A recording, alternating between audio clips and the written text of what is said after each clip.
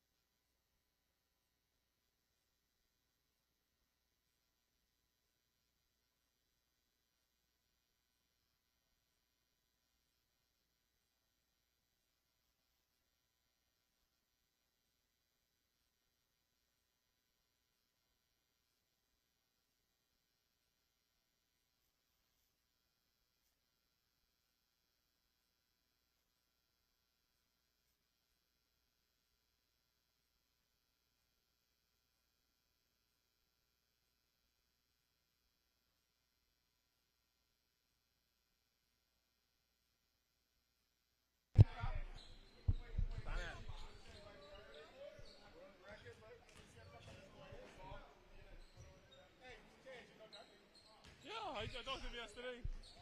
Yeah, man.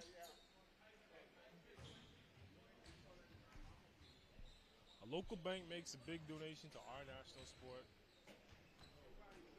Mic check, mic check. We good?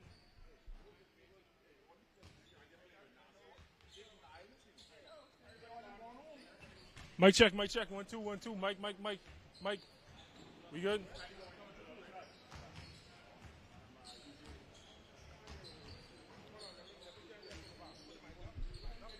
Mic, mic, mic, mic, mic, mic. Mic, mic. Oh. All right, cool. If I look too sweaty, just pass it to me. If I get too sweaty, just pass it to me.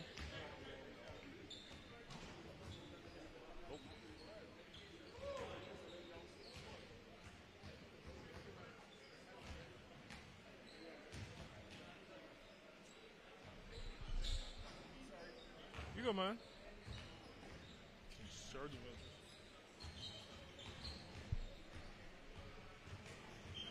You go, man.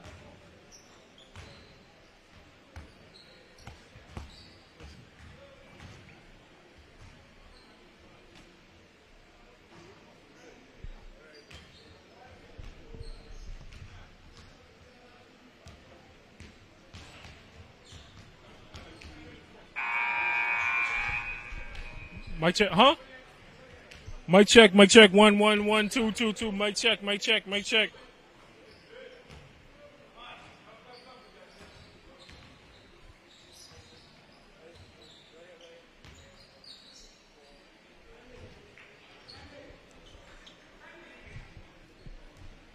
A local bank makes it.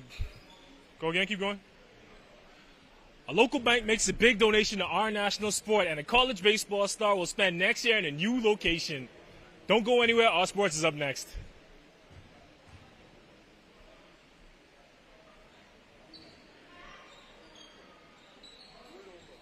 All right. All right. Game about to start. Game about to start, bro.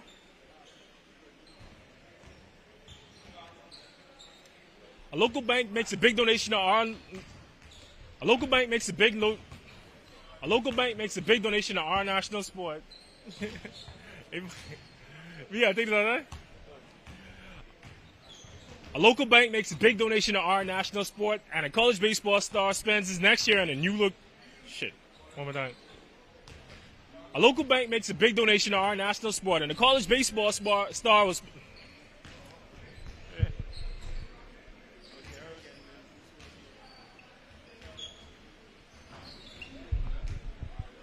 Yeah. A local bank makes a big donation to our national sport, and a college baseball star will spend next year in a new location. Don't go anywhere. Our sports is up next.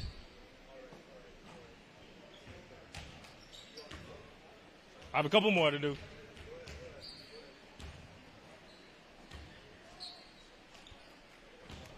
Thanks, Italia. Good evening. I'm Tej Adley, joining you from D.W. Davis Gymnasium. Earlier this year, it was announced that sailing will be our nation's. We gotta go after the game. Huh? Thanks, Italia. Hello, good evening. Welcome to Our Sports. I'm Tej Adley. Earlier this year, it was announced that sailing will be our national sport, creating a surge of demand. Deltec. I'll come back in between games. He said he'll come back in between games. You'll do it after. Yeah.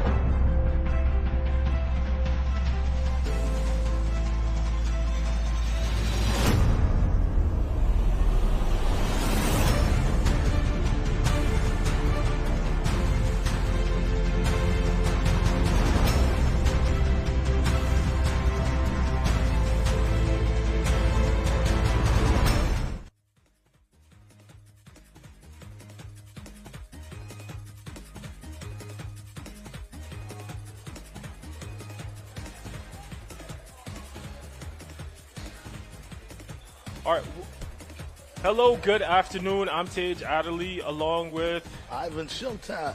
Ivan Showtime. We're at D.W. Davis Gymnasium for Bahamas Games basketball. Up today, we got the Grand Bahama Lucayans playing the Exuma Ragged Island Navigators. And Showtime, what are you expecting in this game? Well, these are two high-flying teams. We're going to look to see a lot of high-flying, whether it's from the defensive or the offensive side of it. But it's going to be a pretty good matchup. And I was able to talk to Kenton Smith on Grand Bahama, anyone from the national team, and what I told him, what I noticed yesterday is that he kind of set the tone playing unselfish yesterday. He could have took all the shots, nobody would have begrudged him, but he played very unselfish. He got in the paint and got good shots for his guys, and it created chemistry because they didn't have a lot of time to play together. So you like to see stuff like that. Oh, absolutely, absolutely. And again, both of these teams, high flying, we're going to see some slam dunk jumping out of the building. It's all going to happen in a few minutes. And we got Kevin Cooper jumping for Eleuthera against Ahmad Pratt. Ahmad Pratt had a good game last night against Eleuthera.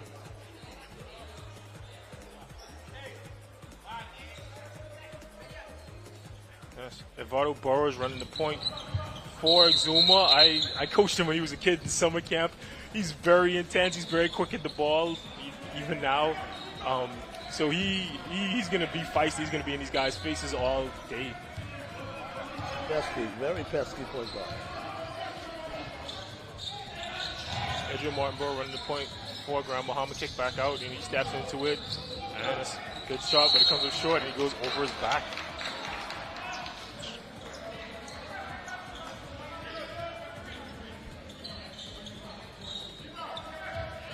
And then we see Votto taking charge already for Exuma, calling out traffic.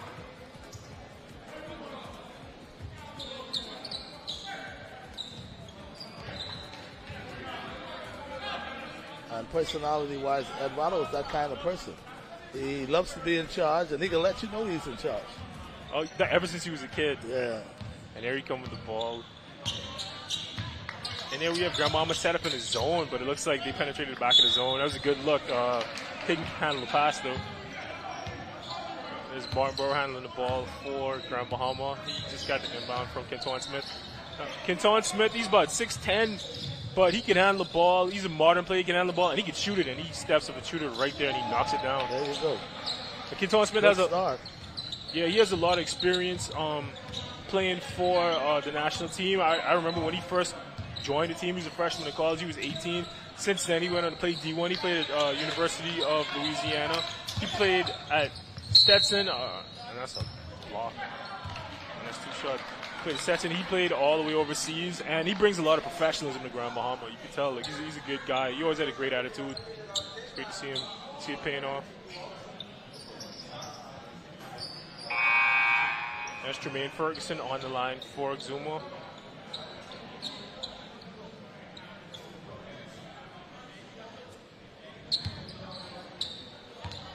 That's Trevor Bain checking in for Grand Bahama. He was the high scorer with 20 points last night for Grand Bahama. I'm surprised he didn't start. I don't know what happened there. The same thing crossed my mind. I see him coming in the game pretty early. Maybe he was a bit late, but now the coach putting him in. That's what you call bench firepower. Votto missing the second free throw. And Pratt back to Martinborough, back to Kenton. And there's Kenton being unselfish. Like I said, he could have taken that great driving kick. This is it. Ferguson. Here comes the Exuma with another turnover. And that's some adventures down there. Kenton making a good pass with his fumble. They see in the early going a lot of fumbling, which means that both teams are not settling in as yet. Yeah, and I think that's going to happen. I don't think a lot of these guys have a chance to play together or practice together to understand each other's tendencies. So you see some teams getting in each other's way. Yeah, they run an inbound play. And that's D'Angelo Parker with the strong take to the rim, but he misses, and Burrows pushes. Oh, good pass and good defense. And Bain blows up that play. And Bain to Pratt from the corner. Lines it up.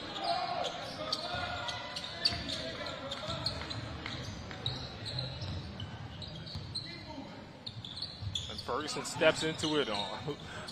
It looked good, but it missed. And it's Martinborough handling the ball for Grand Bahama. Oh, good pass inside. That was a great cut. That's a good example of when you play with each other, you play unselfish ball, you make the hard cut, you know you're going to get it. And Bain finishes. Oh, Ferguson travels.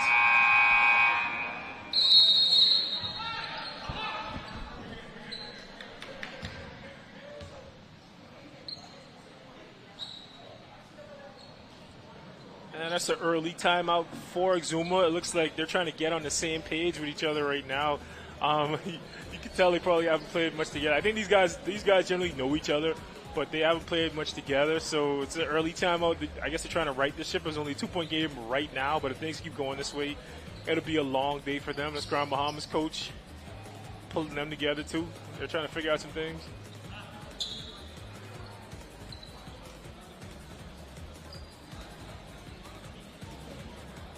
Kenton Smith being demonstrative with his coach, leading his team.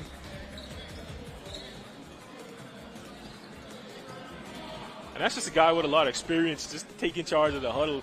And basketball is like that sometimes. It's not like other sports where the coach dictates things. Like a lot of it has to be player driven because those are guys playing. I can tell you that much from coaching basketball. The guys on the court dictate what's happening. So you like to see guys taking charge. That's Ferguson trying to do the same thing in the Exuma huddle.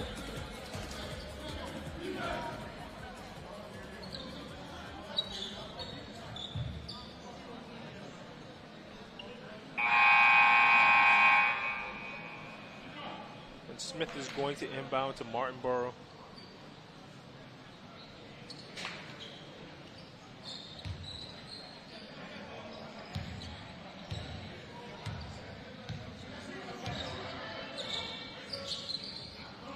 Swings it to Smith, up top to Pratt, back to Martinborough. Looks like they're running some basic zone offense with great ball movement. Great shot for Smith. He misses, but that was a good possession, good shot, and they get the rebound. And Martinborough's foul.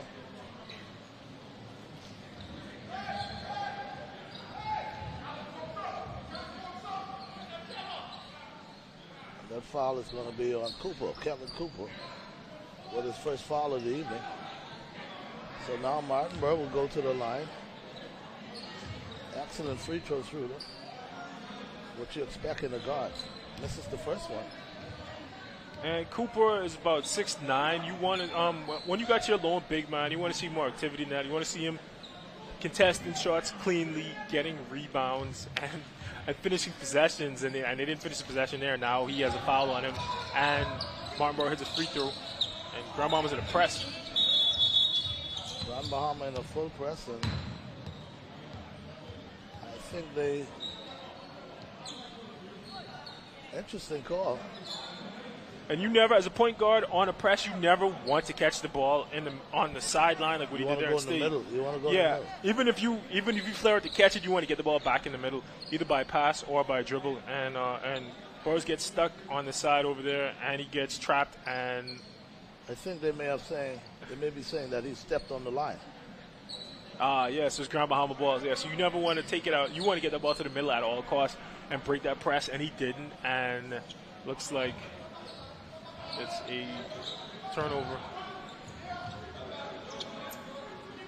Exuma ball. Luckily for him, he was able to get out of there with a call, but you never want to catch it there. But maybe it was a timeout call. And there's Ferguson. Ferguson now.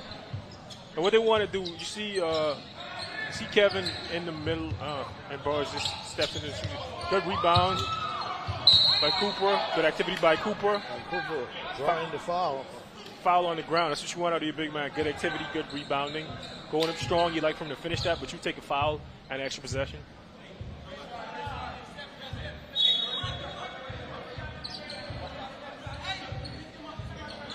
So now it's Exuma basketball. Burrs shoots it again. Burrs with another attempt at a long two-pointer. No good. Rebound, Grand Bahama.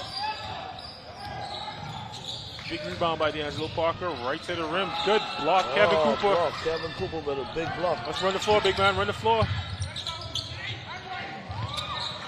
Ferguson has to have the court awareness there to see the big man running with him and get him a dunk. Sometimes you got to play for your teammates to make your team better. Good activity again by Cooper. And after that block for Cooper, he should have gotten that pass. Yeah, definitely. You don't want to see your guards going up in traffic. Lob, to Cooper from Burroughs. Misses Smith with the rebound. Easy deuce for Grand Bahama. Easy layup by Trevor Bain, last night's leading scorer. That's Ferguson to Burroughs. Now, with a zone like that, and Ferguson with a clean three. He made that three, but you would ideally want the free throw line is open there. The space in the middle is open. You want to get the ball in there. Tell a big man in there, let him make a good decision. You don't want to just come up and shoot it. Unless you have a knockdown shooter like Ferguson, then why not? And it's D'Angelo Parker with the miss.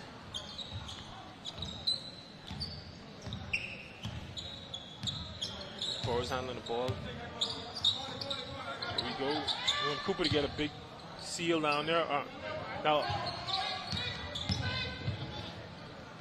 it's a wild drive, and it's deflected by Martinborough and stolen, and Grand Bahama's on the run. Martinborough with numbers, but took it all the way. They cleared the lane for him right there. He coasted to the layup. So now it's an 11-6 lead for Grand Bahama. There comes Exuma. Ball screen on the top. Oh, good pass, man. Oh, man, I thought they would have called it a goaltender. But Cooper cleaning up the dirt. Cooper's doing all the work for Exuma inside. They really need to do a better job of getting in the ball in the middle of the zone and letting him attack. Burroughs with the rebound and the push. Ferguson strong to the rim. Oh, and blocked. Partially blocked. Blocked by Bain. Grand Bahama ball.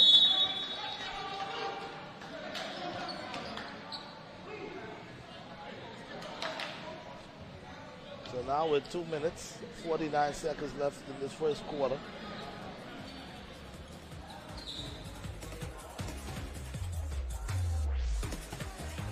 Grand Bahama with a timeout. Now we get Kevin Cooper already with 3 rebounds, 2 of them offensive, single-handedly keeping Exuma in the game. He only has 2 points. Tanero Ferguson has 4 for Exuma. And Edriel Martinborough, the point guard for Grand Bahama, controlling the offense with 4 points. He has 2 assists too to keep things going. And so far, it's a close one, and that's all we could ask for. That's all I want to see is a close game. I want to see fellas really going at each other. What would you like to see Showtime in this game? Well, based on the scouting report, we were looking for more high flying, but it's still early. I mean, we're still in the first quarter with 2 minutes and 49 seconds left. So we got a lot of time in this one. I'm looking to see some fast breaks. Of course, slam dunks. At least we see one already. Cooper taking charge. And we got the high schooler Donnell Baisden out of Sunland in the game for Grand Bahama. They're going full man, but Kevin Cooper has a big mismatch in the post to see if he goes to work. Gives it back to. Oh, they call out of back bounds. to Burroughs, and they're going to call out of bounds. And Burroughs might have stepped on the line. And when you get a post up like that, your first pass should be opposite wing. You never want to pass it into the same corner because you don't want to overload. Yeah, you don't want to overload. You have everything low. You have a lot of traffic on that side. You skip it out the backside, you go back again. You want to run to work. One dribble pull up by Baisden, misses. Cooper with another rebound, and Cooper is cleaning up everything on the board. They need to work him inside. Right now, he's the biggest guy on the floor. He might be their best player right now. They need to get on the ball. Right there, you want to see him come down and seal. Oh, good move. Good move. You want to see Cooper go there, present himself, seal, and let them try to get him the ball. Now trying to penetrate. Balls with the kick. Oh, good try, but no cigar. Baisden on the run for Grand Bahama. Strong finish, misses. Ferguson back on the run for Exuma. Strong take. Now here comes Grand Bahama with numbers. Leave it for him. And there's a foul on Burris. And Martinborough will go to the line to get the old-fashioned three-pointer. And you never want to take a foul like that on the break. If you foul him, you don't want to let him get the and one. That's not what you like. Yeah, that's not smart when it comes to basketball. You don't want to give up an easy point like that. Burroughs, he's been playing ball a long time. He knows better than that. He's frustrated with himself. He knows he should have given him a harder foul than that. Make him earn it. So Martinburg completing the three-point play, and now it's Exuma basketball. I almost want to go down there and coach Exuma and let him know, like, look, you got to get Kevin the ball in the middle, in the middle of the zone. Let him go to work. Like they get the big man in it. But this is what happens when you don't have a lot of time to practice. They're man up now, so they should have more motion and more movement. Like right there, Cooper should flash in the middle of the zone, in the middle of their defense and get the ball. Now he's setting the pick. And then roll off. And he picked the dribble. He picked his dribble up though. You want to keep your dribble alive out there. Oh, good move. That's Burroughs penetrating inside for the Dukes. He has Grand Bahama now. That was Harris McKenzie of Exuma with the big penetration, finished through contact. He plays for the Shark because I played against him as Donald Bazin with the three, and he knocks it down. And there's the high schooler getting in on some action. But McKinney, wow, that's good to see, a high schooler. Yeah, he's graduating at this level. Yeah, he's graduating high school. He's off to junior college. He played for Sunland, and he won a national title. He won a Grand Bahama title and a national title, and he's here representing his island. Big pick. Let's open up. Good stuff. There the big man is again. And it rolls out. Go back inside again. Burroughs looking for some daylight. Good head fake. Burroughs with the hard shot, and he airballs it. He misses everything. That's Clemente Martin with the rebound. Good save by Bain. Oh, good tip back up. Good hustle by Clemente Martin. And that's why you always run the floor. You even on the break, even if it seems like a make, you run the floor. You try to get the easy points. Burroughs, Burroughs trying to tread the needle. And it seems like Cooper didn't roll with purpose there. When you set the pick, you want to roll hard to the rim, look for that ball, and try to dunk it. And he was kind of sleeping, and ball turnovers on him. And that's Bain with the ball for Grand Bahama, Trevor Bain. Who had a monster of a game last night. And Wild Goose misses the three. Basin gets the rebound. Looks like the buzzer went off, so that's it for the first quarter. And speaking of the first quarter, both teams came out a bit sluggish. And, of course, now we got a 19-10 lead for Grand Bahama. We'll see how they would pick up in the second quarter.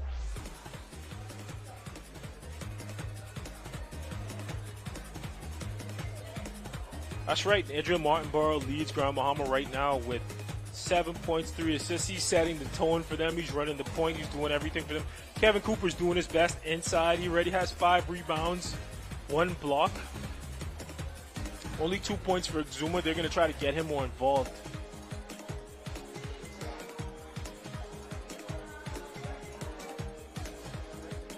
So now we see basketball picking up as far as the Bahamas games goes. You know, a few days ago it was all about volleyball and, of course, baseball. Now volleyball is over, baseball is over. And again, congratulations to everybody involved in the volleyball as well as baseball now with their medals. Of course, we understood last night down there at the Secondal Isaacs gym. As far as volleyball goes. And I really love that the women are here in full force playing too. We had a thriving women's league a couple years ago in New Providence, but that kind of went away, so I'm glad to see it back again. Oh, indeed. And there was a time that women basketball was prominent here in New Providence. And we do have one of the best women's teams in the Caribbean. So. Well, that's a good thing. There's Van Hutchinson Jr. in the game for Luke Exuma, and there he is showing off his hoops IQ with a good pass, good roll, and a foul on Harris McKenzie. Now, I've coached teams that played against McKenzie in Night League in New Providence. That's a hard-charging, savvy guy. He goes to the rim hard. He takes contact. He dishes it out, and he finishes. And he's going to get these 2 free throws. This is the first one.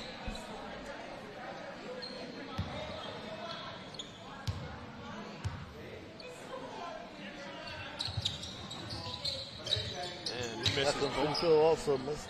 Baisden with strong rebound, and Wild Goose. Clemente Martin. Oh, what a move. Great move by Clemente. Oh, man, I tell you. Into Hutchinson, seeks out the contact and gets the foul. Boy, I tell you.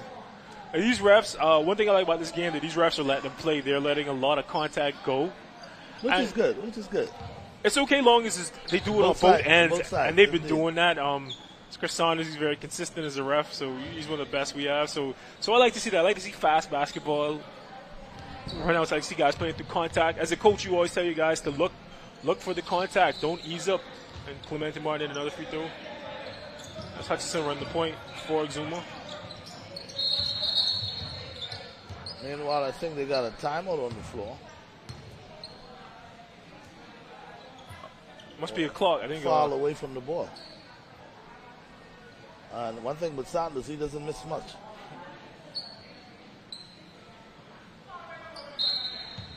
Well, it must have been a clock. I think they think the clock started. So they reset it, took it outside line and reset it to 18. That's Ferguson going ISO on top against a high schooler. And he goes to the rim. And misses. Move. Erwin Lewis with the rebound, Wild Goose with the push. Back to Bain, and he seeks out contact against McKenzie. And they're going to call a foul. Saunders calls it on the floor. So McKenzie picking up his second foul.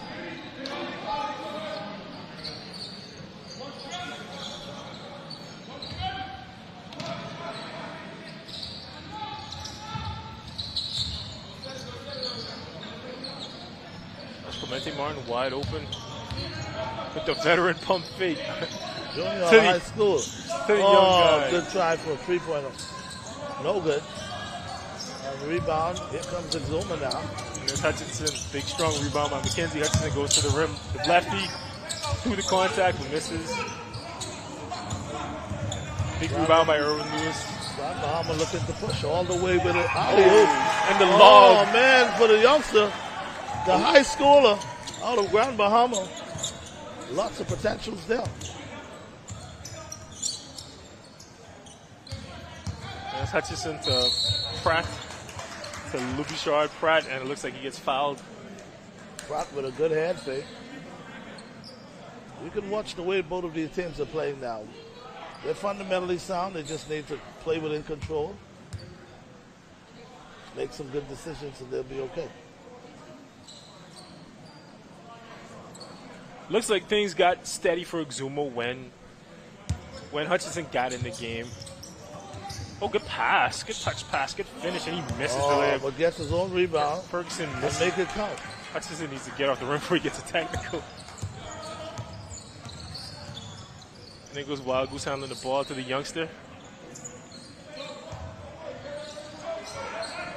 Grand Bahama, good ball movement. Down going inside, knocked away.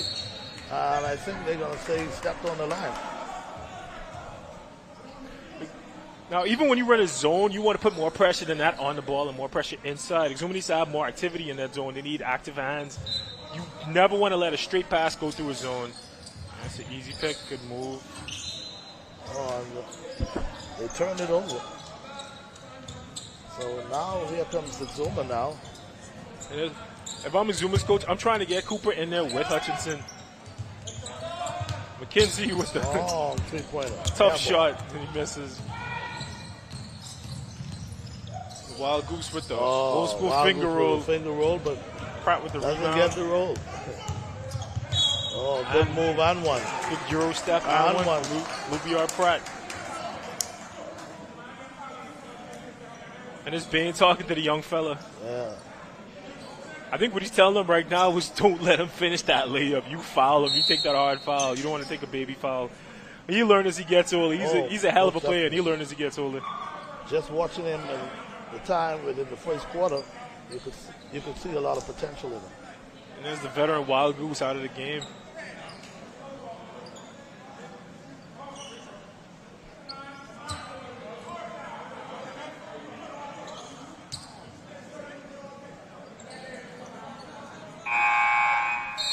Edgar Martinboro's back in for Grand Bahama. They're leaving the young fellow based in it. Looks like he's out now. They're putting the old pro Kenton Smith back in. Kenton going to encourage him.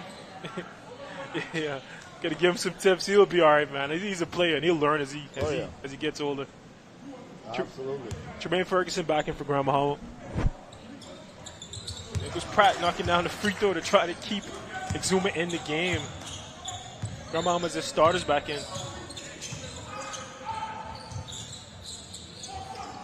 3-point attempt, no good. Gets his own rebound, penetrates, and draw the foul. That was great defense by McKenzie until he swiped forward. You want to go straight up. Exactly. You don't. I tell my players you never want to go for the block. You want to go straight up, make him shoot it over you. If you block it, fine. If you don't, whatever, get the rebound. Cooper has to do a better job boxing out and getting back to the board. He did a good contest. You got to finish possessions. Winning teams finish possessions. If they didn't finish that possession there, and now Ferguson is at the line, and he made the first free throw.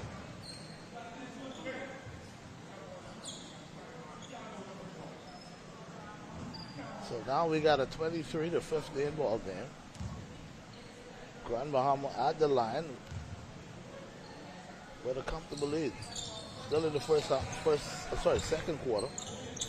About 5 minutes, 20 seconds left. Ferguson makes both, and Hutchinson with the what push. A good pass. And Cooper with another rebound, but he can't finish. Could have just taken his time and go back up with that. Yeah, there was nobody pressuring Cooper. He just had to catch it, pivot, dunk it. And when you play in a team with pros, with great players like Grand Bahama, you need to get every possession. You need to cherish every possession. Cooper with the pick and roll. Look inside, flash inside. Cooper. Hutchinson with the take and misses. And McKenzie.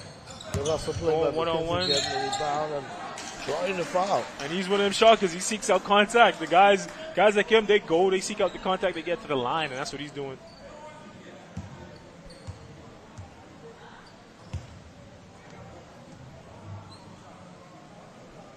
Now you gotta make those free throws. They're gonna count.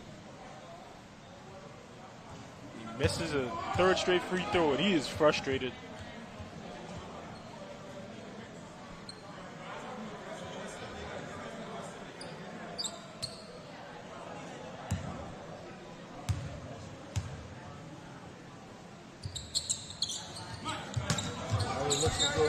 Misses them both.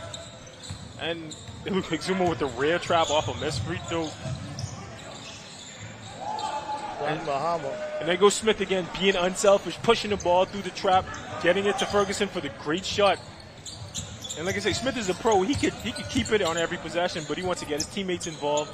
He wants good chemistry, and that's a winning basketball player. Cooper with a big rebound, and he missed another layup. Hutchinson with the strip and the score. Another steal.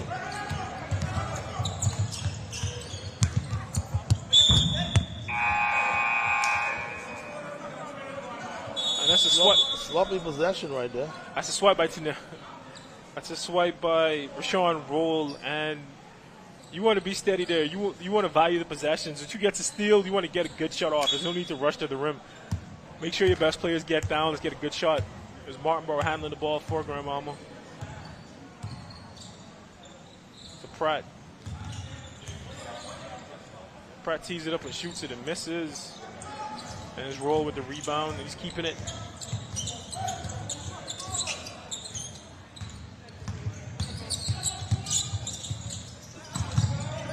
I thought he was going to throw the lob to Cooper for a second. Roll gets it back and scores it. Cooper was open above the rim. I thought he was going to throw him the lob. He kept it instead, missed, but got it back.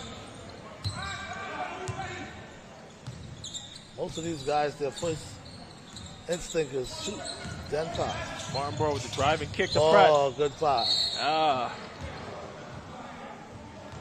It's a good drive, good cut by Pratt. Got fouled. And Martinborough, steady point guard he is, looking for the cutter.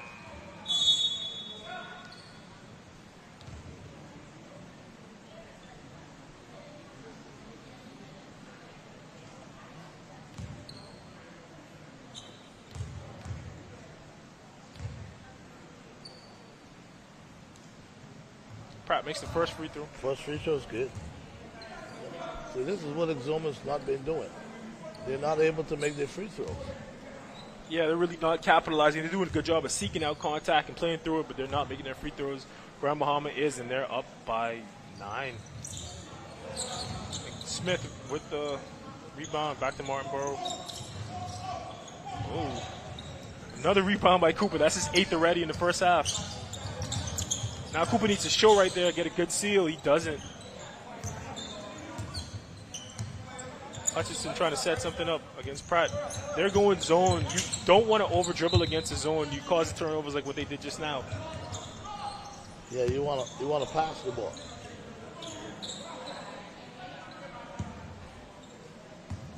Smith inbounds it. And they've been running, and there goes Smith setting picks off the ball for Pratt. Martinborough breaks him down. Oh, good move. Cooper swipes at him. Martinborough. Back to the line again. Cooper swipes at him instead of going straight up and contesting. He swipes at him trying to get at the ball.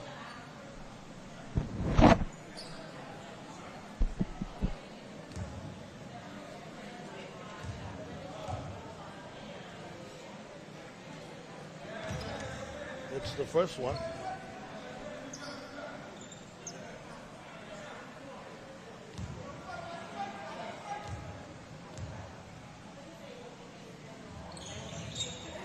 Second free throw, no good. I think there's a lane violation.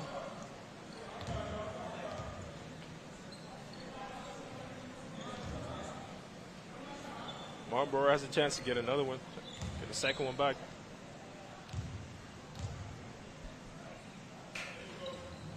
And he misses. But Grand Bahama got the rebound and Out of bounds. they're going to say he stepped on the line. It's Ferguson, Zuma's leading scorer, back in the game.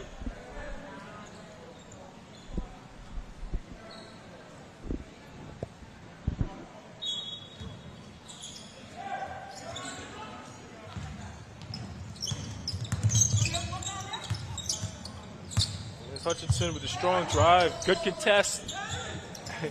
Good contest by Smith. Forces the miss. Good job by Roll getting back in transition and blowing the play up to force a turnover. Great hustle. They're going to say it's a Zuma basketball. Roshan Roll setting the tone, getting back on defense, forcing a turnover.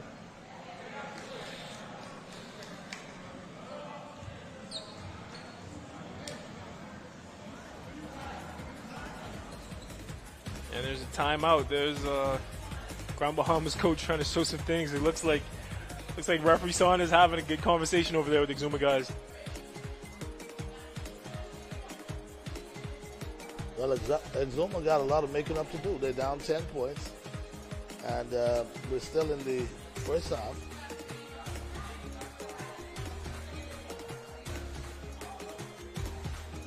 I wish I was there, coach. I would tell him just get it inside. Yeah, Get inside the Cooper. They need to utilize Cooper a bit more. Yeah, get him inside. He needs to flash. Well, it starts with him because he needs to flash and look for the ball. He needs to find an open spot in the zone against a man. He needs to get into his man, seal him. He has a strength advantage on Smith. Smith is a better player. He's a professional. Cooper has a big size advantage. If he can get a good seal against Smith and Pratt, get into them, get some fouls on them, get to the line, and finish some tough layups, that will give Exuma big help. But they're not looking for him, and he's not looking for the ball. And Ferguson is there with Ferguson is with the ball, handling the ball. Like right there, he needs to get a seal. Somebody needs to turn and defend and stop the ball.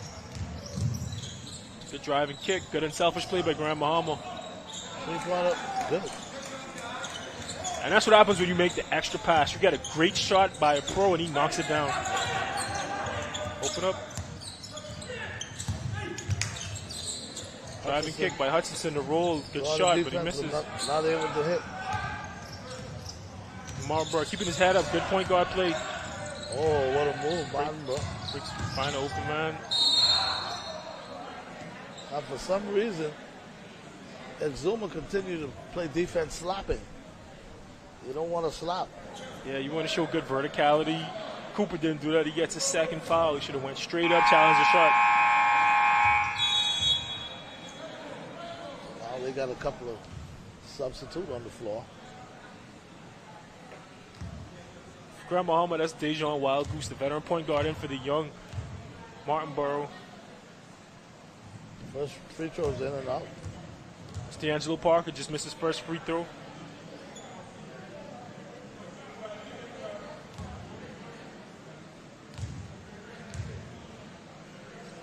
D'Angelo Parker with that left-handed windup. Misses second one. Roll, swoops in to get the rebound, saves it. Zuma's on the run. There's Van Hutchinson Jr. with the ball, breaks down his defender. Cooper needs to get a seal on Smith right there. He needs to get a seal instead of coming to set a pick. Oh, good move. Hutchinson with the big spin. Cooper with the rebound and misses another layup. Yeah, Cooper now needs to take over this game. Good run. Oh, he tried to dunk it, but good rim run by Pratt, but he misses the dunk. There's Ferguson to Hutchinson. Long three-pointer. Hutchinson tees it up, but no good. Smith's on the run. Grand Bahama. Pass the Wild Goose inside to Pratt. Pratt mishandles the pass. You want to get a better seal and give him a bigger target so he can hit you. So we got about 15 more seconds left in this half.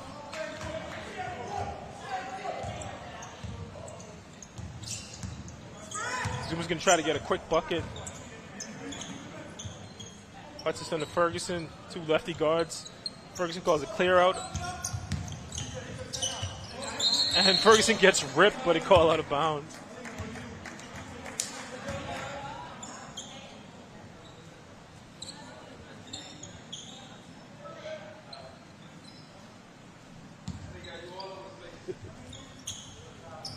And Hutchinson inbounds to Cooper. Cooper to roll. Roll tees it up, shoots it, knocks it down. That's Zuma with a big three-pointer. So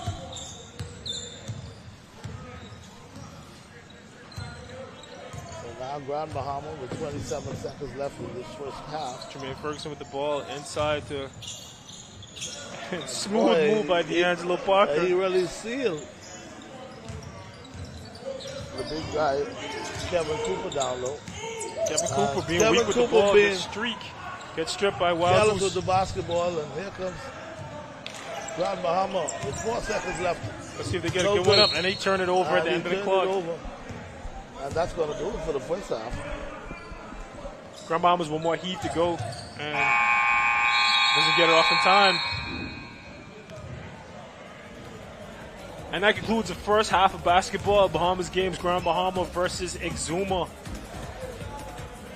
Adriel Martinborough, leads Grand Bahama in scoring with 8 points. He's running the show. He also has 4 assists to set the tone. Kenton Smith, the All-Pro, has 6 points, along with 8 rebounds. He's anchoring the defense. For Exuma, Tanero Ferguson is 2 for 9, but he has 6 points to lead Exuma. Big Kevin Cooper inside already has 10 rebounds at the half. Only 2 points and 1 of 7 shooting. He needs to get more involved. Grand Bahama leads Exuma 34-22. First half of the Bahamas games. We're going to go to a commercial break and come back for the second half of Grand Bahama versus Exuma. Live from the Bahamas games. I'm Tej Adley. That's showtime. See you after break.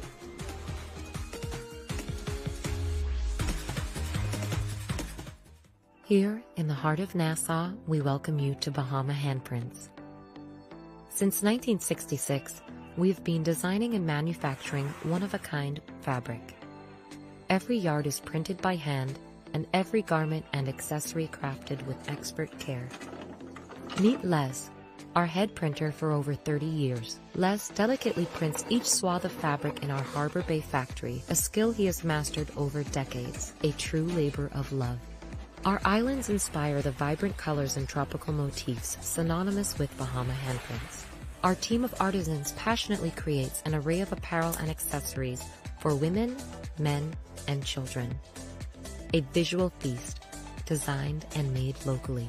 Visit our factory store in Harbor Bay today to see it unfold before your very eyes, or visit one of our 2 boutiques located in Sandyport, Nassau, or Governor's Harbor, Eleuthera. Bahama Handprints. Boldly Bahamian.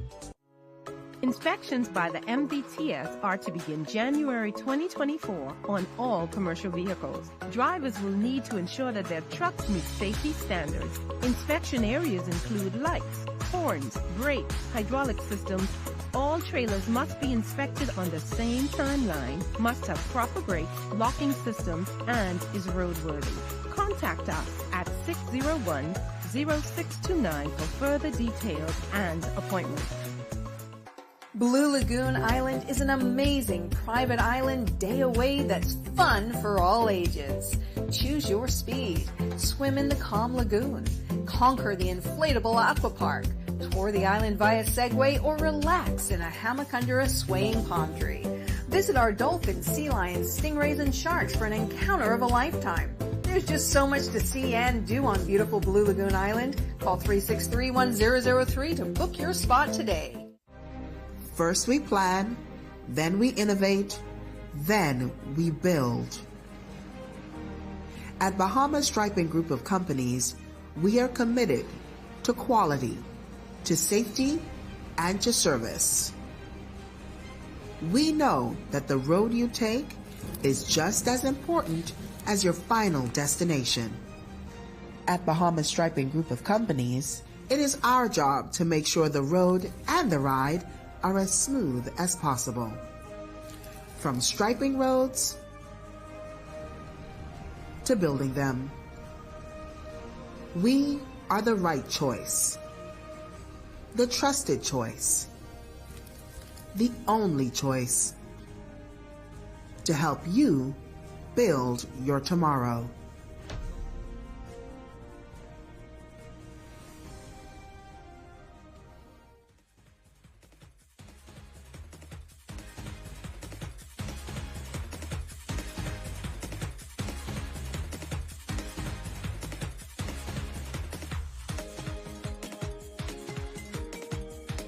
We're back at the Bahamas games. I'm Tej Adley. That's showtime. We got the Lacayans of Grand Bahama playing against the Navigators of Exuma and Ragged Island. And showtime, what have you seen so far from this game? Well, it was a hype coming into this one. Everybody was talking about what these teams are capable of doing, but we haven't seen them settle in and play the kind of ball they're capable of playing, not just yet. But, of course, that's just the first half, so we'll watch and see what happens as far as the second half goes. And so far, Edgehill, Martinborough, and Canton Smith have controlled things for Grand Bahama. They've set the pace. They play an unselfish game. They play a steady game, and everybody's followed suit.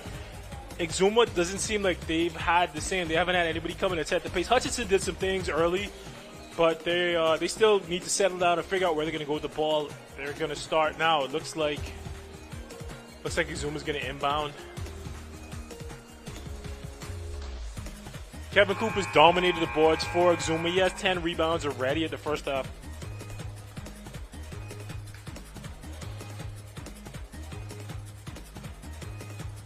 There's Trevor Bain, number 8 in the game for Grand Bahama. He didn't play much in the first half. He had 20 last night. Looks like they're going with this. Now we're going to see if Exuma make any adjustments. Only 22 points in that first half. And they start with the youngster, Donnell Baisden. Smooth stroke, misses, but D'Angelo Parker with the rebound, gets it back to Smith, who gets it to Martinborough. Ferguson with the ball, because the ball is on the push. Back to Ferguson. Misses it, but Cooper with the rebound and a tough finish. That's the key guy right now. That's the guy you want to. That's the guy you want to work with, especially in the low post. And Grand Bahama playing steady ball. Bain with the drive, not a great pass though. Martinborough size of the defense. Oh, good pass great pass inside. And good block, but they're gonna call a foul. Good job by Cooper for not letting that bucket go. Well, I think that's Cooper's second foul. Cooper trying to protect the bucket.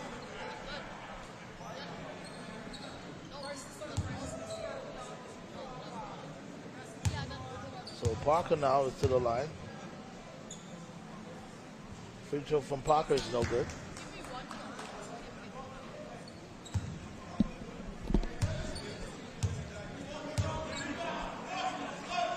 Second free throw.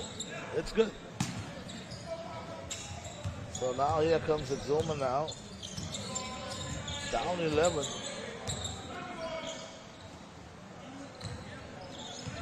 Morris now gives it in the corner.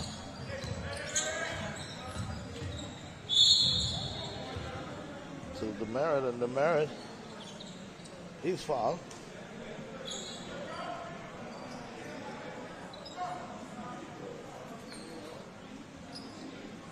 As Patrick leading with a strong take to the rim.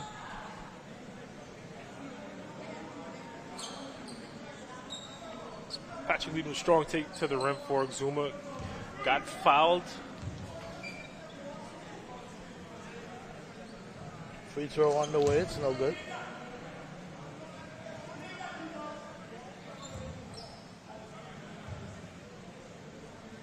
Second free throw is also no good. The first one is Cooper with his 12th rebound of the game. And right there, he should try to look to get a quick duck in against the smaller Smith. Instead, he sets a pick. And another turnover by Exuma. With the push right to Smith. Smith gets it back out to Bain. Bain steps into it. Great shot, but he misses. Cooper with his 13th rebound. Cooper's rebounding like a madman. Oh, look for the ball. He should be looking for the ball on the run out. Ferguson there. Tough shot over a 6'10" opponent. That's no good. Oh, Baisden with the defensive play. But turnover. Oh, he missed the alley-oop he was trying to give to Cooper. Looks like he touched the rim. Ooh. Oh, man, look at the ups there by Martinberg. And there's a little point guard putting it down. Just decided to ease it down. He did that easily. I didn't think he had that in him. Yeah. Now Grand Bahama with a 37-24 lead. And that's great defense by the high schooler. Right hand finish by the lefty. That's great defense. Cut him off. Guy hit a tough shot. That's all you want. You want him to take him. You got to live with it. I always tell my guys, if a fella's going to beat you making tough shots, he got to beat you doing it. So now Grand Bahama with a 37-26 lead. Zuma zoned up. And the basketball. Long court pass to the rookie. No good. Rebound. Big rebound in there. Devon Demerit, big rebound. So there we go. Get it inside to the big fella. Strong to the rim, big fella. Gets to the free throw line. Yeah, if Cooper had the kind of instinct, and killer instinct, I should say. I don't think it's killer so much as you need to be taught those openings. I work with big men. I'm coaching UB. And you have to learn where the openings are. You have to watch a lot of basketball, and you have to have a feel for the game. And I don't think he's been playing. He's been working a regular job. So if you're not playing regularly and if you're not getting coached regularly, you're not going to see that. You know what I mean? I had to learn it when I was in school, when I was pro, and I have to teach it to the guys I coach. But if you're not playing basketball, if you're not working in the game, you're just not going to know these things. But that's fine. You could live with that as long as a big guy rebounds, and he's been doing that. He has 13. Okay, now, so we're back to action now. Grand Bahama, 37-26 lead, and the basketball. Smith, side to Parker, great pass. Oh, good defense. And Cooper boxes it. And that's off Leeden's foot. That's great defense. You got to, when your big man makes a play in the back of the lane, you got to get down and get a good shot up. You got to get a good shot up. You really don't want to turn it over. As a coach, I really don't like little guards who turn the ball over. Like, if you're going to be small, you got to take care of the ball. You got to pick a struggle. As Martin Barrow, speaking of little guards, taking care of the ball, breaking down. Lushar Pettit. Trevor Bain with the 3. Easy money. Nope. Another rebound for Cooper. 14th. Van Hutchinson Jr. with a strong take to the rim. And he gets fouled. Hutchinson is He's not afraid to penetrate and take the hit. Nope, and when you seek out contact, you get calls. When you avoid it, you're not going to get the call. He sought out the contact, he gets the call. Let's see if he's going to go to the line and see if he gets two.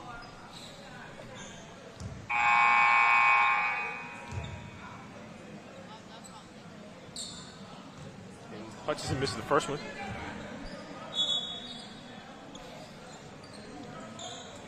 There's Exuma's floor general, Eduardo Burrows, talking about something with his coach. That's Pratt in the game for Grand Bahama and for Parker. And I noticed the gym now is getting crowded. Oh yeah, it was a packed house last night. It was a little hot box.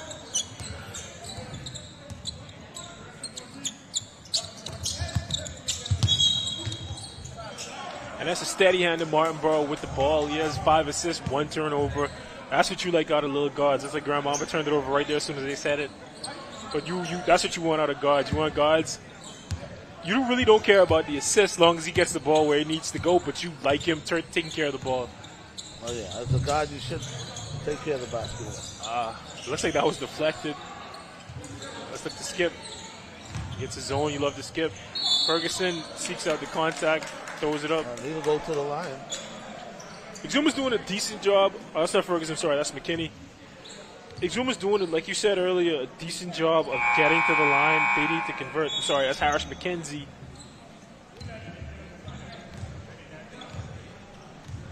He missed 4 straight. Let's see if he can get it going. He misses 5 straight. Free throws, they're free. That's why we call them free throws. It's easy money. McKenzie misses both, but it looks like he's going to have a chance. Lane violation.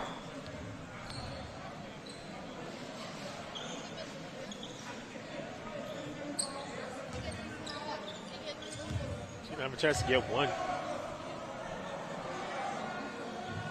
And he misses again. This is a rough game from the line for Harris McKenzie. So he's what? 0 for 6 at the line? He's about 0 for 6. That's Trevor Wild Goose, and looks like Burrows. Oh, come on. Good move, though. He was able to get him off his feet. And looks like Burrows fouled him in the corner, but he's lucky they didn't give him a call.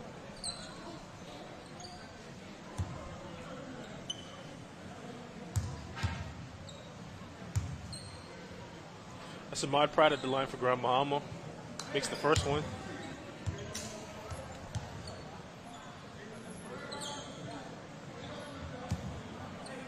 I like coaching guys like Ahmad Pratt. I've seen him since last night. He doesn't do too much. He plays defense. He rebounds. You give him the ball, he'll finish. He'll shoot open shots, and he doesn't complain. He doesn't make a big fuss. And you love playing with guys like that. You love coaching guys like that. So now here comes Exuma. They need points. Let's pet it back to Burrows. Burrows inside the Cooper. That's what I was looking to see. You got to take that. Cooper Hutchinson. That's all right. That's all right, but I want him to take that inside. Yeah, you don't want your bigs passing out. No. Passing out from in front of the rim, but you'll take the points. Oh, yeah. In the middle of the zone to Smith, and that's a easy finish gimme by the pro. Thought he's going to crank that just now. And I think they're going to look inside for Cooper again. That's what they should have been doing all day. And Cooper flashes his zone, but they don't look for him. But Cooper's not trying to. He's not looking like give me the ball type of look. Martinborough. Oh, good defense. Martinborough with the rare turnover. Good hustle by Hutchinson, getting back in defense. Hutchinson is an aggressive, smart kid. He's a savvy kid. He knows when to get it. He knows how to get a hand in there, make a play on the ball without fouling. So good hustle, getting back on defense. They need to follow his lead, get behind him, and get more aggressive, especially on defense. With the pick. Ooh, good play to open up Pratt, but seems like they have some water on the floor in the right corner. Oh yeah, it's turnover again by Grand Bahama. I was talking to some players last night, and what they said is it's so humid, the water just condenses on the floor, so you got to keep it dry, and everybody's so sweaty. Yes, indeed. I don't miss playing in gyms like this, but it feels like I'm playing there now. I've been here all these hours. That's Pratt at the top of the zone for Grand Bahama. Let's see if they get someone to flash the top of the zone. They don't even look. You really don't want to pass the ball around the perimeter of the zone. You don't mind passing, but you want to get it inside and out. They clear on the backside. Look for Hutchinson, but Grand Bahama's all over that. Pratt tees it up, shoots it, misses another one. Stephon DeMeritt with the big rebound. For them to have a chance to beat this zone, they got to get the ball in the middle. And Burrows tees it up again and shoots it and misses.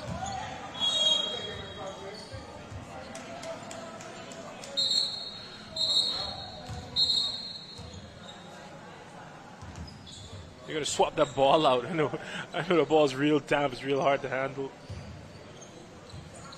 And Burrows with the CNI pass to Hutchinson. Hutchinson tries to goes up over the 6'10 defender, but he gets stuffed. Oh, smooth good layup. pass. Smooth layup for Pratt. My man, bro. And that's why you like long-rangey guys. They can turn defense into offense quick, get out and run like they're doing now. Pratt with the strip, and now he's going to finish over the smaller defender and one.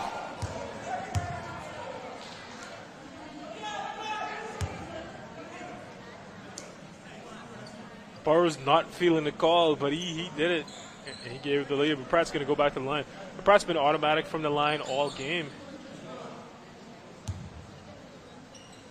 He's 3 for 4 so far, with a chance to get a fifth one, to get a fourth one.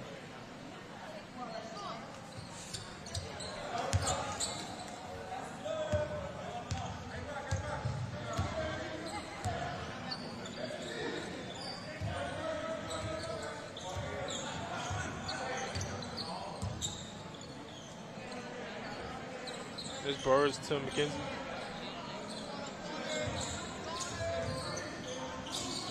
After McKenzie, Pratt playing good defense up top. Oh, good move by Pratt.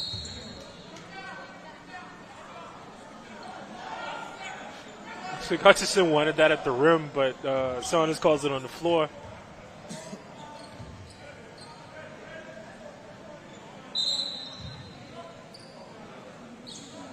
That's 2 fouls for Smith. I don't think it matters. It's late in the game. As long as you don't pick him up early, you're good. Hutchinson does get a call at the rim, and he's going to the line. See if he could get 2. Oh, he able to hit the first one.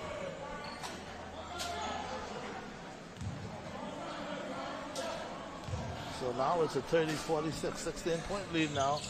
Hutchinson misses the second one. Good hustle by DeMeritt, but it goes out of bounds. It's like he tweaked something. That is never fun.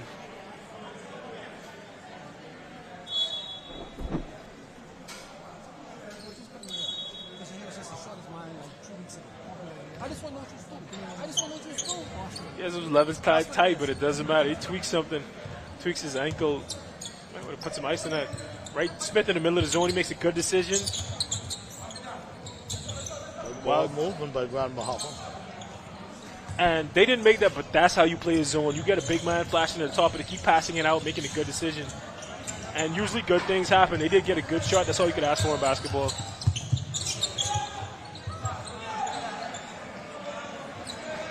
Tremaine Ferguson misses, but Pratt cleans him up.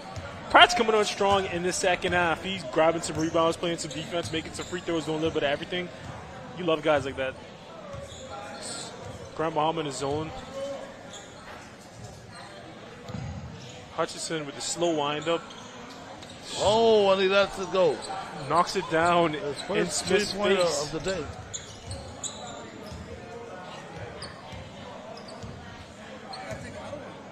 There's Grand Bahama up 15. They're trying to maintain. They're not trying to force the issue too much. Martinboro's taking care of the ball thus far. He's going to continue to do so.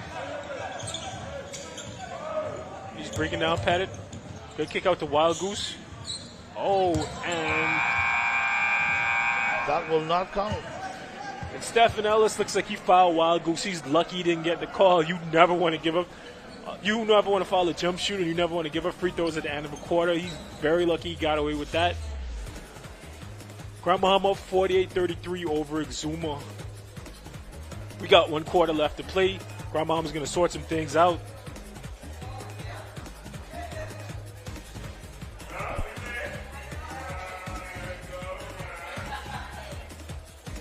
Here we have the referees and the coaches deliberating on the bench. Grand Bahama, they're in a good place right now. They're trying to hydrate.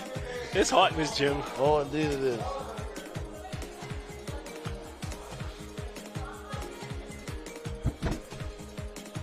Things should be fine for Grand Bahama as long as they can continue to turn over the ball. They've been good handling the ball, moving it, getting open shots. Exuma, they need to try to get. They need to make their free throws. They need to try to get stops for Grand Bahama. They're giving the ball, letting them get the ball in the middle zone too easily. Grand Bahama's getting any shot they want right now, so let's see if Exuma can step it up and make some shots against them. And let's see if they can try to speed. Personally, I would try to run a trap at them. They've been walking the ball up the court, getting where they need to go. We got Clemente Martin, the old experienced veteran. We got Trevor Wild Goose and Maud Pratt.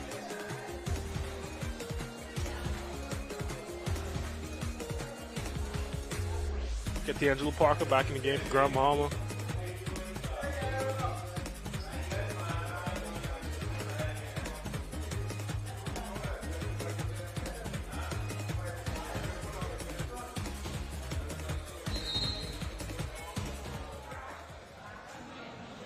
Hutchinson inbounds it to Ferguson, starting the 4th.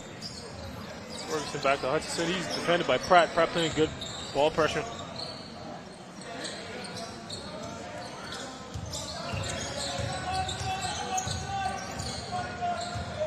Ferguson with the strong take, but he loses it. Zuma ball. They're lucky they didn't get the turnover there. That wasn't a great possession. Ideally, if you're playing against a zone, you want to get it inside, get it out, and skip it across the formation before you drive. You never want to drive against a set zone. Everybody's right there. It's a fancy pass by Harris McKenzie, but not a great one. Off Exuma.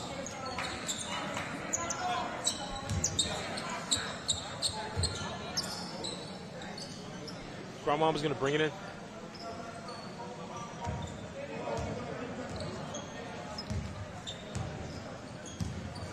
Trevor Wild was handling the ball for Exuma. Good defense by Kevin Cooper. Good hustle. Trevor Bain gets it back. Wild Goose. Steps into that.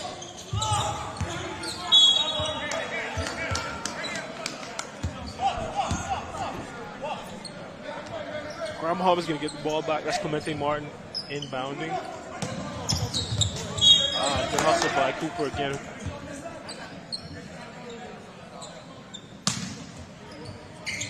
Looks like they're running an inbound play.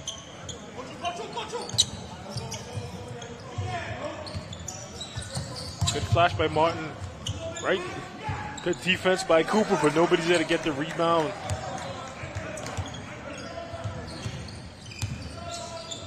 Stephon knows with the follow-up and the steal. Grand Bahama's on the run. Oh, there's Pratt. They looked up. They could have thrown a lob to Pratt. There's Ferguson. And one. With the and one.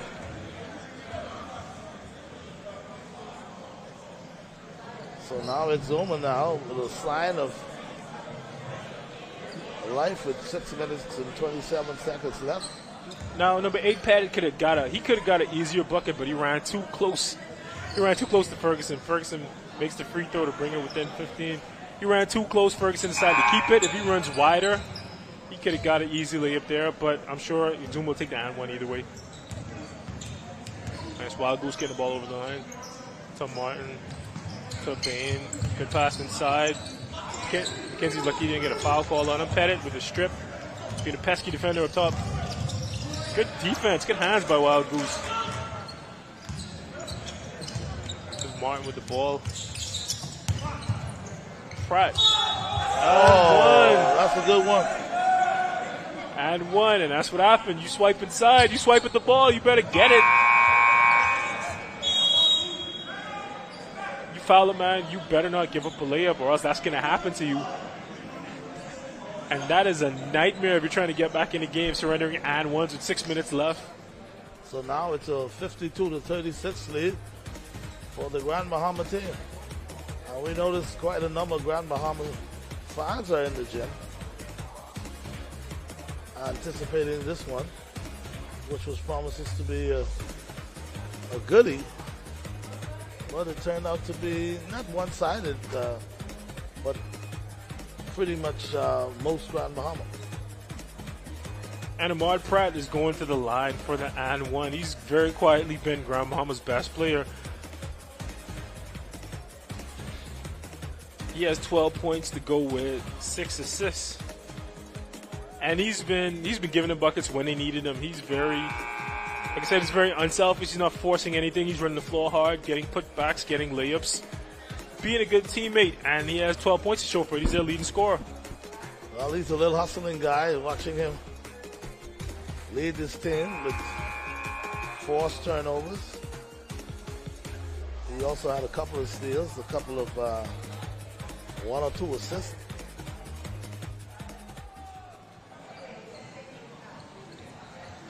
And he just scored his 13th point. Now making a free throw.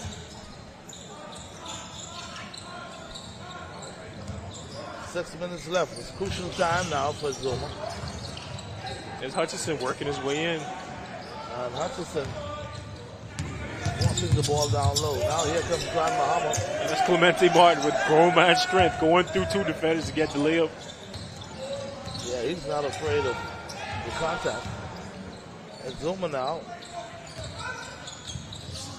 with the basketball stripped by Grand Bahama. Here comes Grand Bahama on the layup. And there's Pratt hustling as always, but gets the turnover. But it makes a turnover. So now here's Zuma on the run. Inside to Hutchison. Hutchison pump fake to the big guy, and he misses the layup. We talk about Cooper on the offensive side, but somehow or the other, Cooper not able to convert. So of course, he's going to go to the line. Meanwhile, they may have a substitute on the floor. Cooper with 13 rebounds in the first half. Free throw on the way, that's good.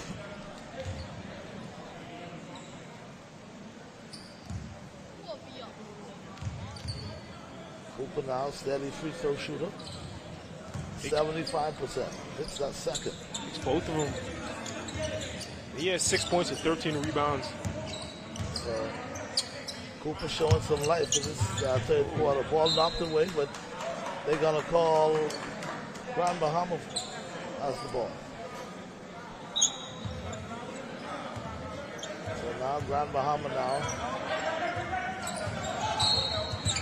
That's a moving pick. Wild Goose trying to get around that moving screen, and they're going to call moving pick.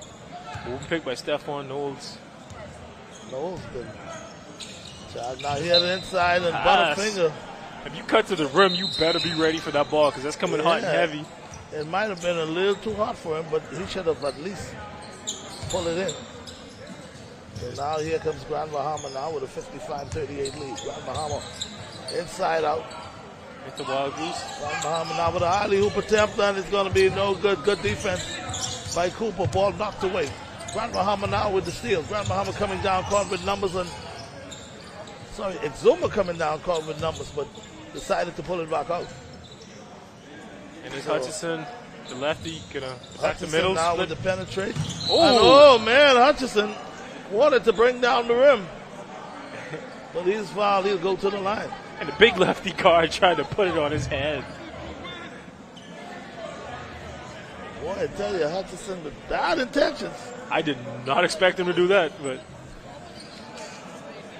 And he knows what happened too. He's talking. He's like, yeah, you know, I almost got you. That was a crafty split by Hutchison. It's all the way to the rim, but misses a dunk. Tried to dunk it too hard, it looks like.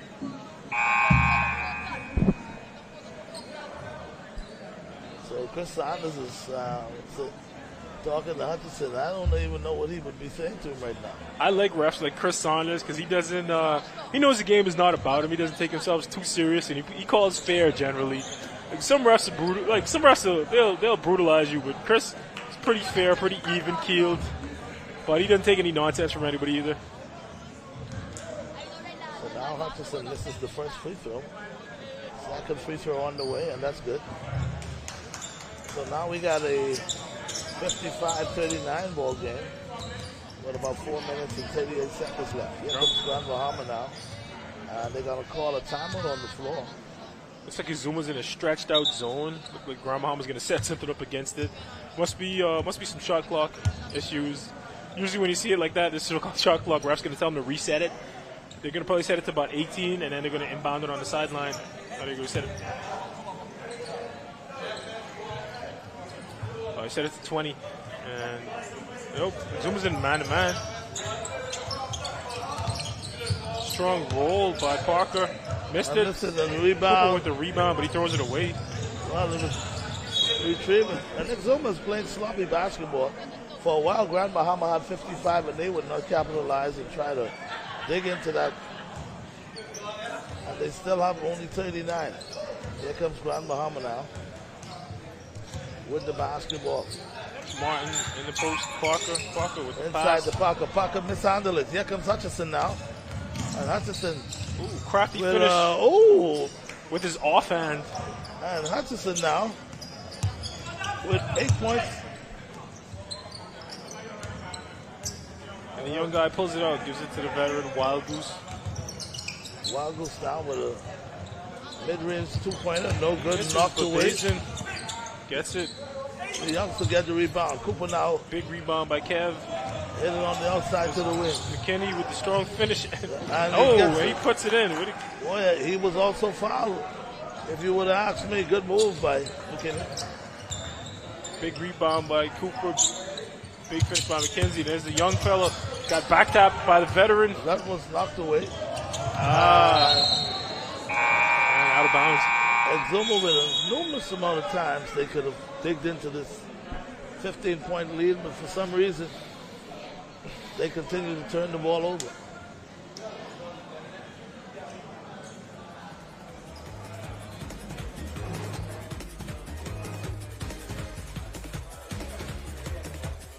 And there's Hutchison trying to rally up his guys.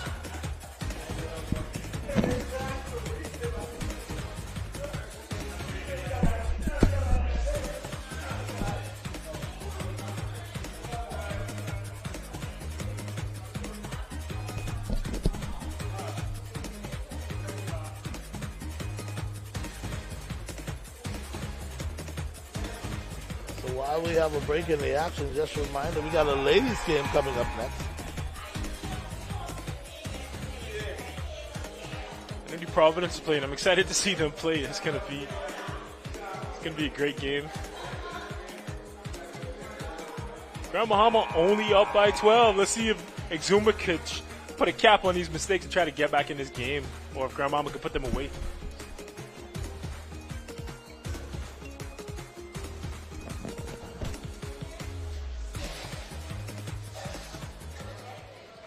Grand Bahama ball. Let's see if Exuma get a stop.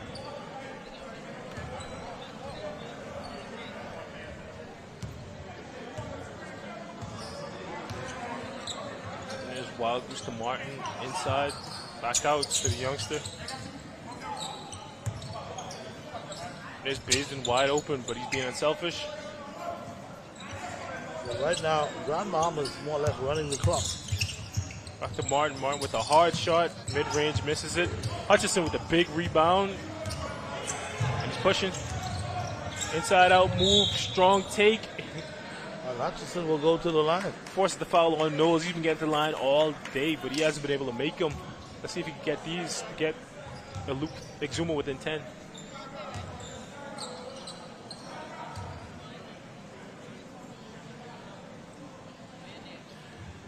Looks like Hutchison got a whack to the face there.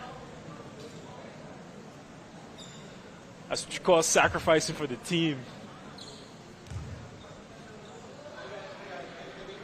Hutchison airballs it. Looks like that hit affected him. Grand Bahama and Exuma now. And Hutchison misses both. And it's Donnell Baisden with the ball. And young fella turns it over. Yes, Hutchinson. Strong take, Oh, but he misses the easy layup, gets his own rebound. And he's going to try to get to the line. He travels, though. And I think they're going to... Oh, he called it a ground? Let's see. They're going to call a foul. Hutchinson drawing the foul. I thought they were going to call a travel just now. Oh, jump ball. So now we got about 2 minutes, 32 seconds left.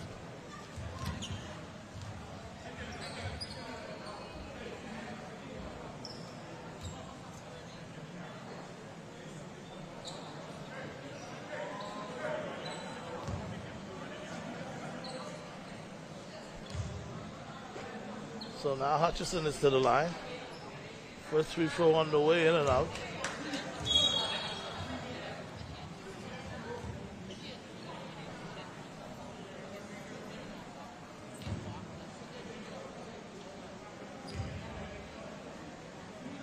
Hutchinson's had a rough night at the line. He has a rough day at the line. He's now 4 for 9 from the line. Looks like they're going to call that one off, though.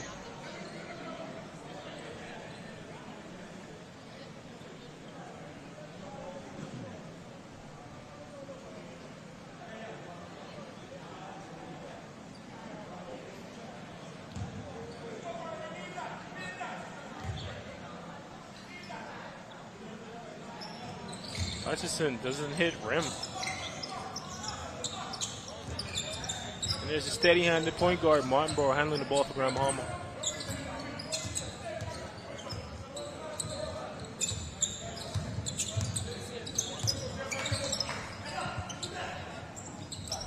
Good contest by Cooper to force the air ball. He's Pettit handling the ball, and he loses it. Really hate to see small guards turn the ball over. Yes, he has to take care of that ball, get it to Cooper, get him a layup, get him a dunk. And not making any kind of excuses for the guards, but the ball is a bit moist right now. Oh, for sure. Because of the heat in the gym. Yeah. And he takes a bad foul down there. So, with a minute and 52 seconds left,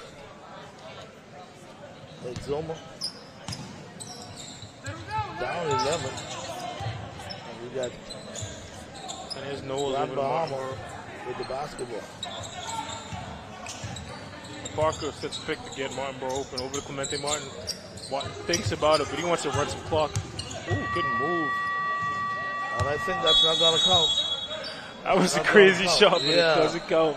He was trying to run the clock down and shoot the ball with about a second or two left on the clock, but he held on the ball just a bit too long. It wasn't worth milking those extra seconds. He was open. He should have took the first shot he had. You work hard for shots in a basketball game. You got a good one. You got to take it. Yes, indeed. So it's Ferguson open up. Oh, boy. Hutchinson inside. And he's fouled. And I thought Hutchinson was going to try to throw it down. If Hutchinson, and looking at the way that Exuma is playing right now, if Hutchinson were to hit some of his free throws, they would have been right in this game. It would have been a dogfight. But Hutchinson struggled to find the range. McKenzie struggled to find the range. That's, like I say, that's just not a lot of practice together. And then, of all, I'm also not trying to, criticize the coach or anything, but the game plan I would have if I'm Exuma, I'm gonna let the big man follow some people. I'm gonna go inside to the big man. That's off McKenzie for sure. Chris Saunders calls it. Grand Bahama gets the ball. 1:23 left. They got nothing left to do except dribble this one out. It looks like Zuma's going to put on a press. There's a youngster Baisden. A little too late. There's McKenzie, but steady-handed Martinborough handling the ball, handling the pressure. Getting it to Martin. Martin inside the Parker, all the way across the formation.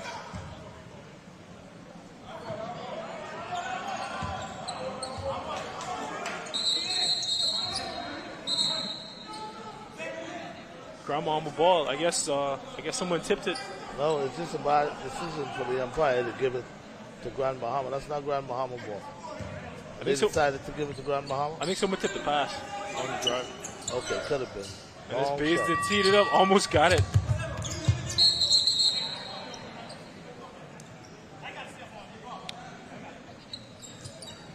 And Christian has said it's off Roshan roll.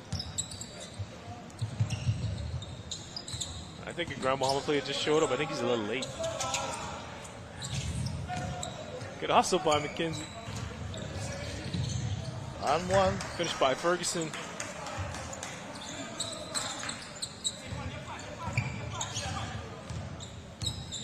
There's Martin handling the ball for Grand Bahama.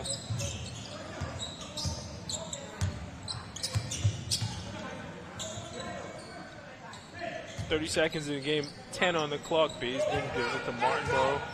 Martinborough gonna break him down, get to his spot, knocks it down. Oh boy.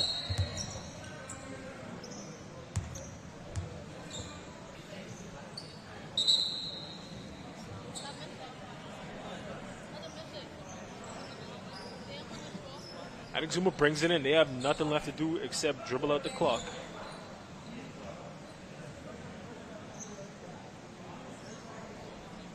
Exuma had a couple of chances, but they just blew the chances that they had.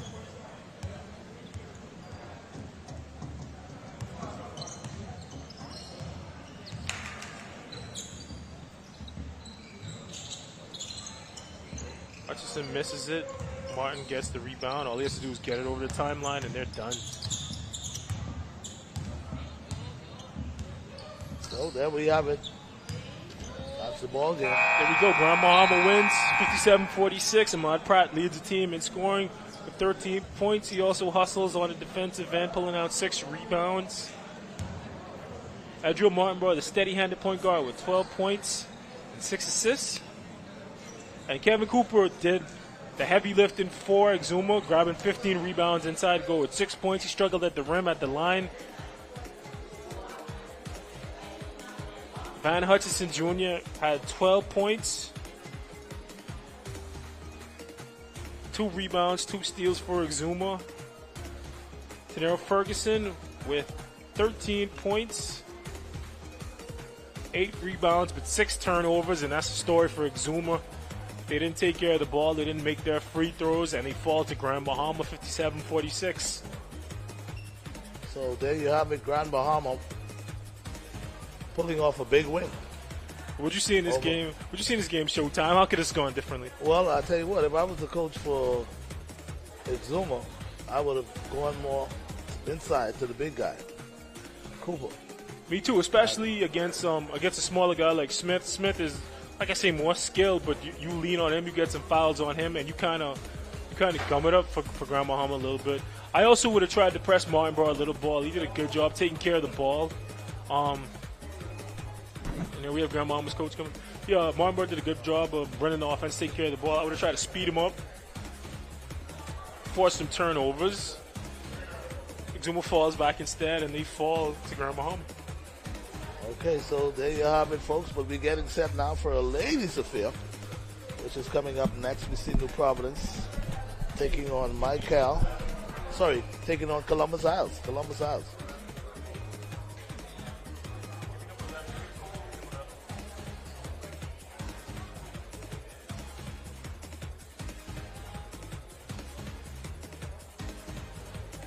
And we're going to wait a minute for Grand Bahama's coach and one of their key players, Ahmad Pratt, coming soon. Right now, it looks like, is that Abaco and Grand Bahama and New Providence? Ladies, yes. Abaco and Grand Bahama ladies. I see we got Valerie Nesbitt, who played for Ole Miss, coming in for Abaco. My friend Jarrell Nairn, my good friend Jarrell Nairn. Looks like she's out of retirement to play for Abaco. I don't know how this is going to go, but it's going to be a lot of fun. Yeah, it seems like Abaco has been scouting, and I'm telling you, they got a strong ladies team. But nonetheless, some of those young ladies from out of L.N. Coakley, sorry, not L.N. Coakley, the Grant School, what is that on the hill there? C.R. Walker? Yeah. A lot of the C.R. Walker Knights players that's playing with Columbus Isles. So this one should be very, very, very interesting. It should be.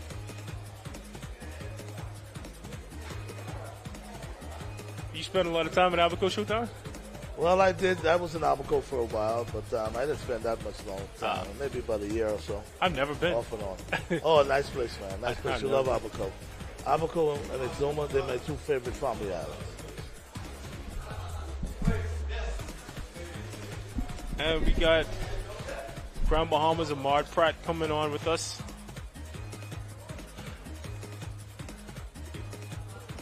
But so it's on the air. We got a Mard Pratt with us. Grand Bahama leading scorer of this game, 13 points. Now you seem like a chill guy. You seem like a good guy to have on the team. You led the team in points. Your demeanor's the same. Talk about your chemistry and the way you guys do things. Our chemistry, we just try to execute the players. Follow what coach say. Stay humble. Be disciplined on defense. Just get open shots, take open shots. Coach always tell us to take open shots, shoot when you're open, crash the boys. Yeah, what I like about you is you don't fuss either. You get shots, you take them, you don't get them, you don't take them. Talk about the team environment. You guys have just great chemistry. Talk about what you add to the team environment for Grand Bahama. Me, I'm a pretty fun guy. I love to joke a lot, have fun. But we all play together in Freeport, so we are pretty combined.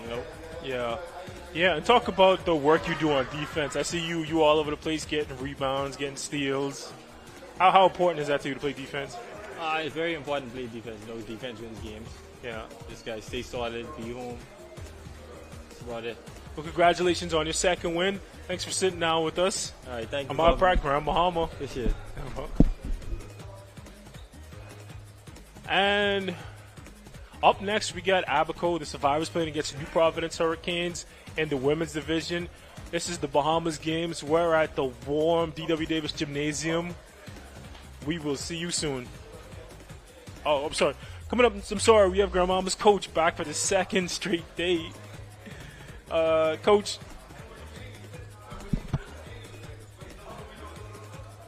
Coach, tell us what you did to get your guys ready. You played last night. You came back today to play. Tell them what you did to make sure you guys stayed ready to play back-to-back days. A lot of rest.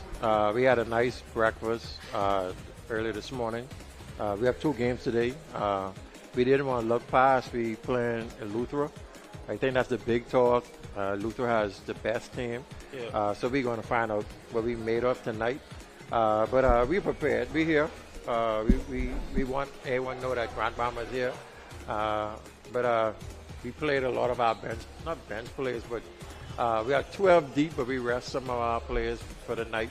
And we can be making some noise in this tournament. Yeah, I noticed some of the younger guys. Like I noticed Basin got a lot of burn. Yeah. For a young fella, how much do you trust them, the young fellas, to get as much playing time as you did? What we did when we picked the team, we picked some youths because we know we have 2 games today. Yeah, they can recover quickly because we playing 7:30 tonight. Mm-hmm. Some of our veteran players, we rest them a little bit in today's game. But that's why we did youth and veterans. So we have a mixture of talent. But we picked some players who are disciplined and who understand this tournament play. And you have to be ready for every game.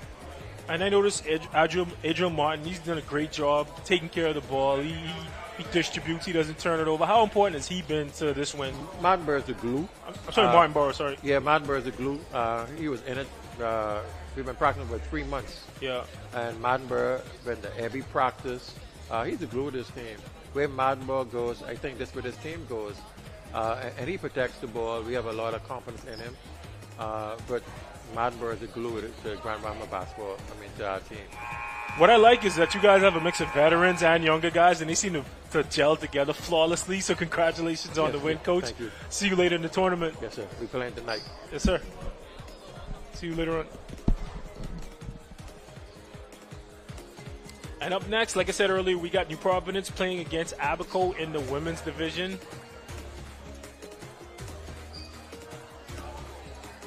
And I think we're going to take a quick break. We got New Providence versus Abaco women's division, game 2 on this feed so far.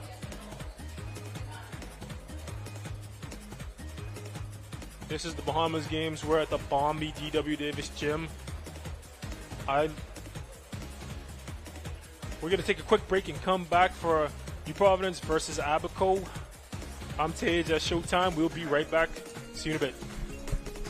March together to a common loftier goal. Grammy, what's a common loftier goal? Well, my sweet one, a common loftier goal is a shared dream that we, as Bahamians, achieve together. It's a vision of unity, progress, and prosperity for all of our beautiful islands. You see, a common loftier goal is about working together towards something bigger than ourselves.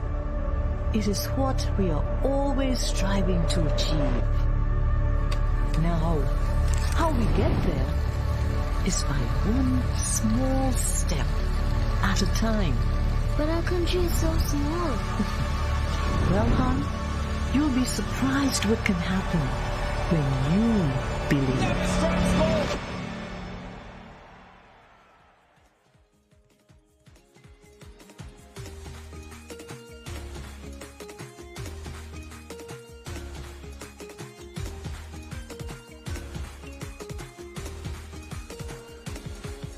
And we're back at the D.W. Davis Gymnasium for the Bahamas games. We got a women's game up, New Providence versus Abaco.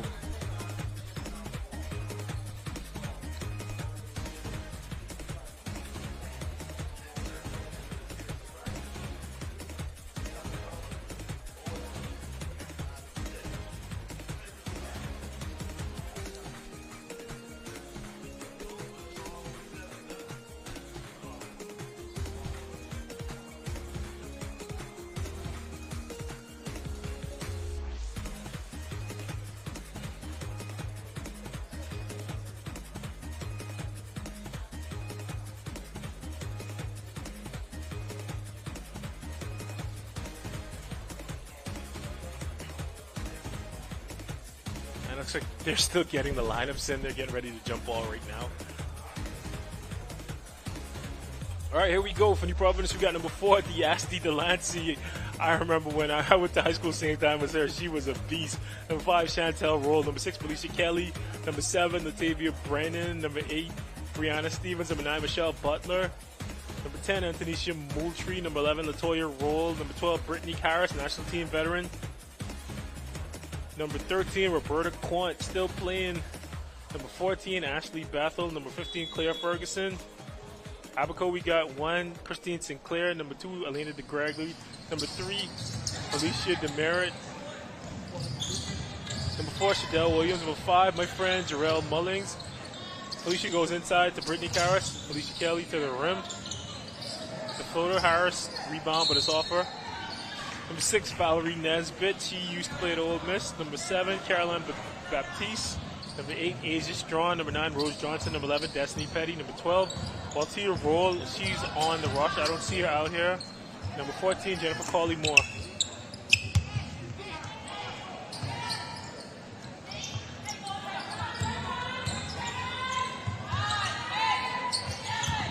That's Williams.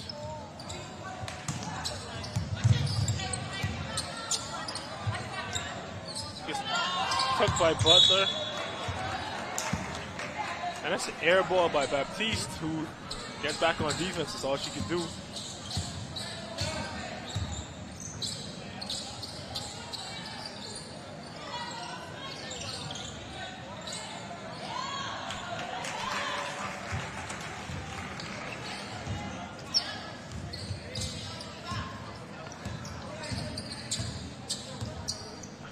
And that's what you call playing to your strengths. That's what you call playing to your strengths. What New Providence doing. They know their best players play inside. They're going to go inside to them, let them make the decision. There we had Harrison making a pass to Johnson.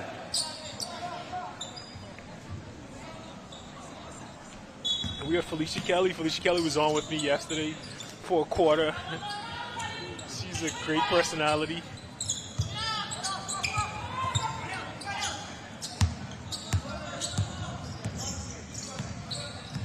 Christine Sinclair missing. Inside to Harrison. Harrison, elbow. Nope. Nesbitt with the rebound and the push. Misses the layup. Nesbitt gets her own rebound.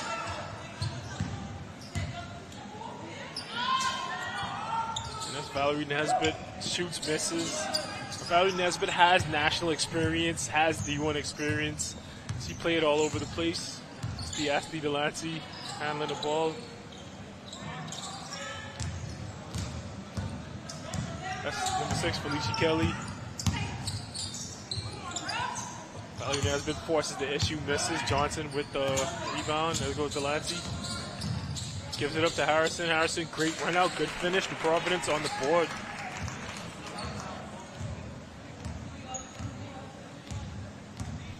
Oh yeah, New Providence has some veterans. But so does Abaco too. Abaco has a great team.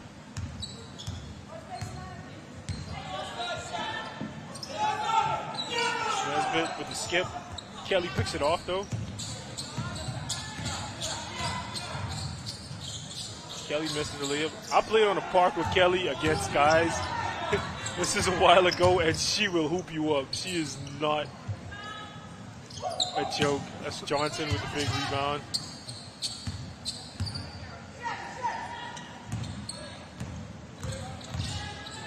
Johnson with the Euro to the rim. Williams with the rebound. Baptiste dribbles into traffic to lose it.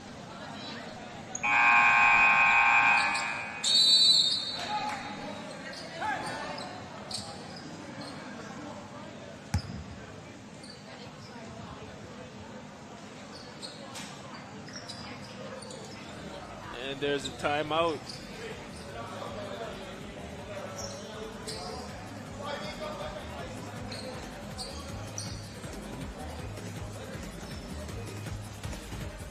And Abaco, they know they have the talent to keep up with this New Providence team. They have the talent and the experience, so they're going to try to figure it out.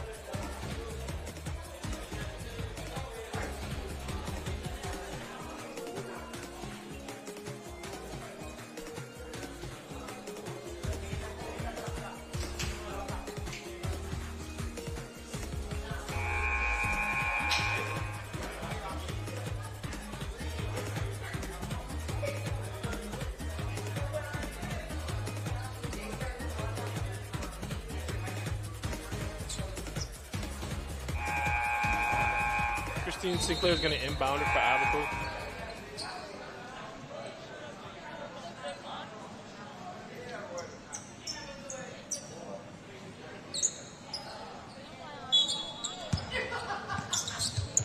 Looks like New Providence is man up. Sinclair with a big rebound. Goes Asia Strawn with the miss. In the corner to Jennifer Collymore, but Collymore almost turns it over. So Abaco now is yet to score. We got 4 minutes, 36 seconds in the first quarter. Val Nesbitt gets to the free throw line and won a tough shot for the former Ole Miss Rebel.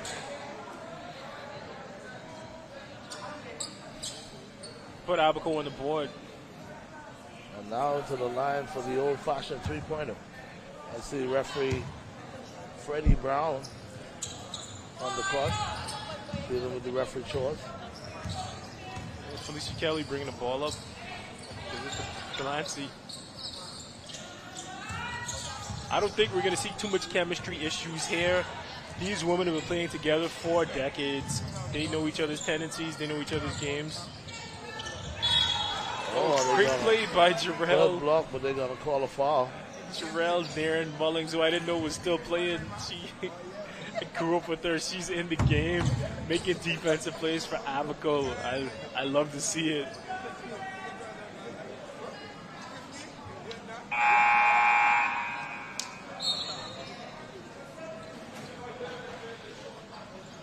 Jarrell Mullings, sorry, married name. That's how long I know her.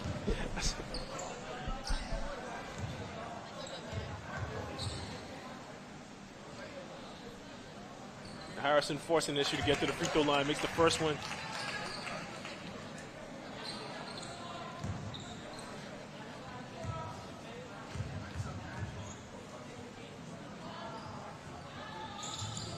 Harrison gets the second one to go. Meanwhile, we have a timeout on the floor. Harrison gets subbed out after making 2 free throws. And Mulling, gives it in. Gets it up to Nesbitt.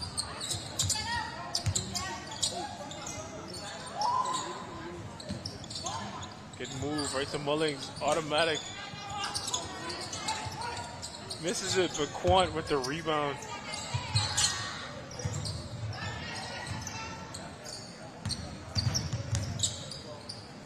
Gives it back to Sinclair. Gives it to Nesbitt. Nesbitt with the jab. Good head fake.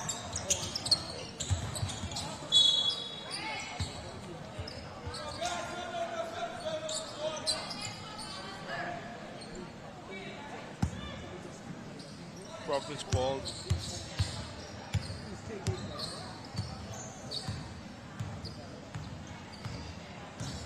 There's Chantel Roll with the ball, looking inside the post.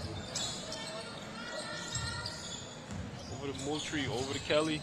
Good pass inside to Williams. Misses. Abaco with the push.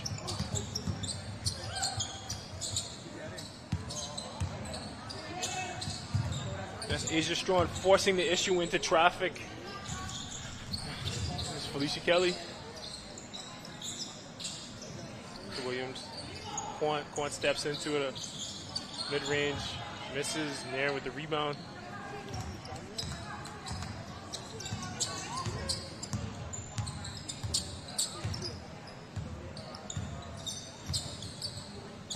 Oh, good defense. Now Sinclair trying to force it in the post in Providence, there. and they got numbers. Good run out, good finish. Good finish by Antonisha Moultrie. So now you got an 8-2 ball game with Providence. And there's another turnover by Abaco. That's a bad unforced error by Abaco. And that's on Asia Strawn.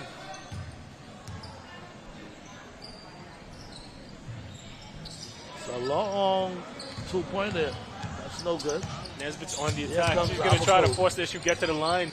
Oh, Nesbitt all the way, but she misses it. Gets her own rebound and try again and has it knocked away, and it's going to be the Providence ball. Looks like, oh wow, that's a call. It looks like Johnson punched it out, but they give it to Providence.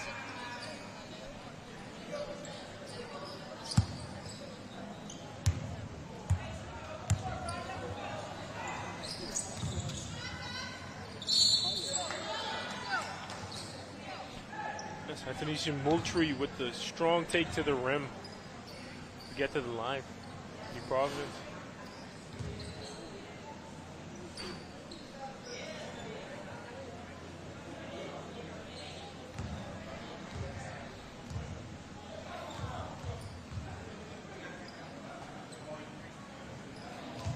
Moultrie gets the first one to go.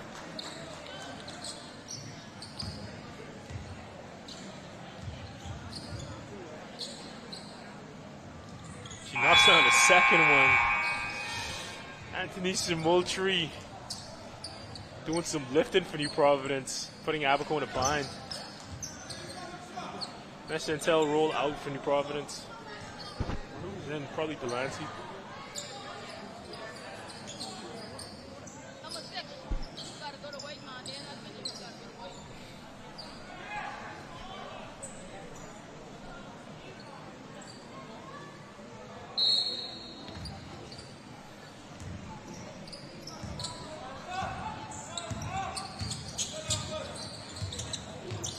Nesbitt with the ball, looking to skip across the zone.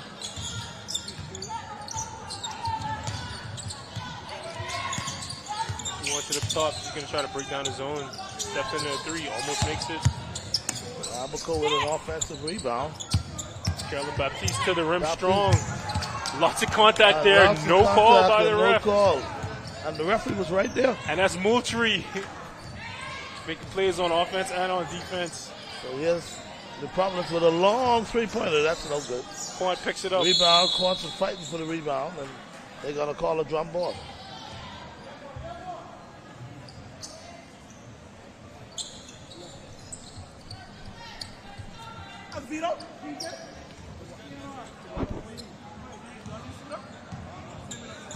It's Carolyn Baptiste with the ball for Abaco.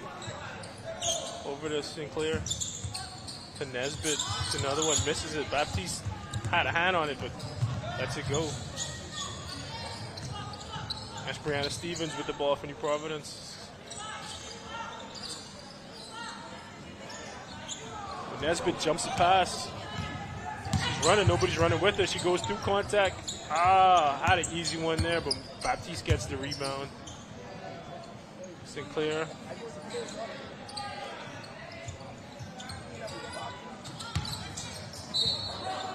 Sinclair airballs it, but Abaco keeps it.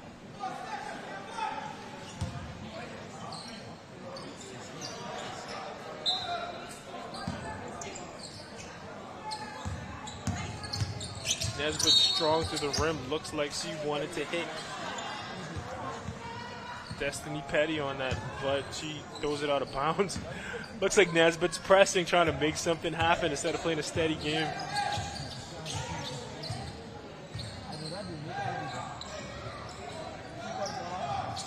Claire Ferguson for New Providence.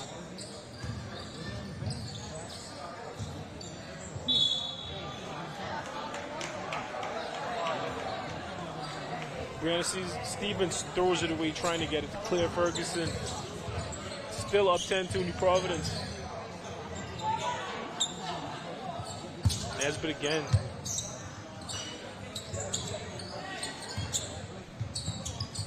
It's Sinclair.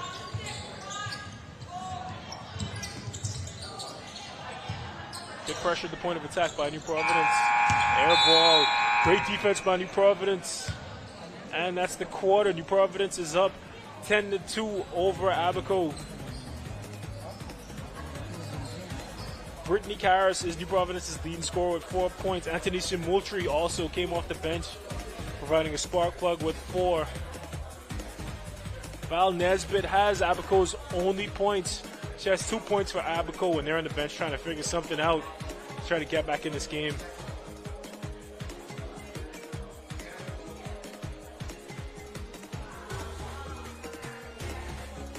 Sorry, scores 12-2.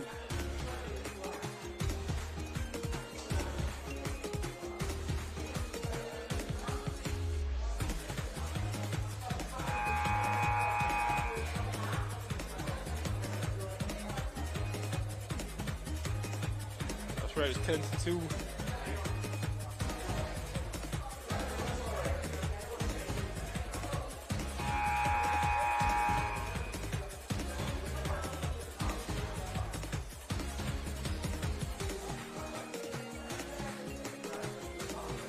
Providence is going to inbound the ball.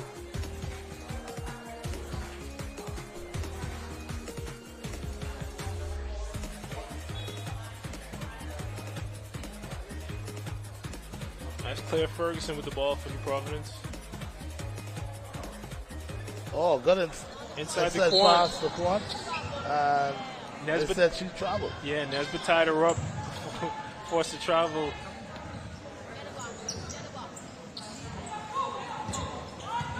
Good defensively by Nesbitt. She has the ball on the other end. Almost turns it over. Sinclair with the ball. New Providence playing a 3-2 high zone, pressuring the ball at the point of attack. Sinclair goes to the rim, misses it. Williams misses it too. They get the rebound. Back up to Nesbitt. Ball never touches the rim. Shot clock violation. Another turnover by Abaco. Well, Abaco is having a challenge being able to score. Nesbitt has a great deal of ability to score, but to this point, she only has 2 points. As Claire Ferguson steps into it from New Providence, almost makes it, misses it though. Moultrie's been everywhere for New Providence. She's on the board, she's at the rim. Pass inside to Latoya Roll.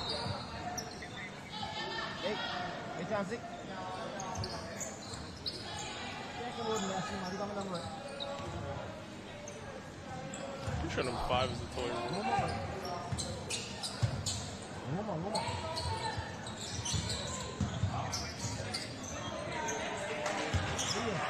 Carolyn Baptiste. Scoring Abaco's second points of the game. Abaco now is 4-6.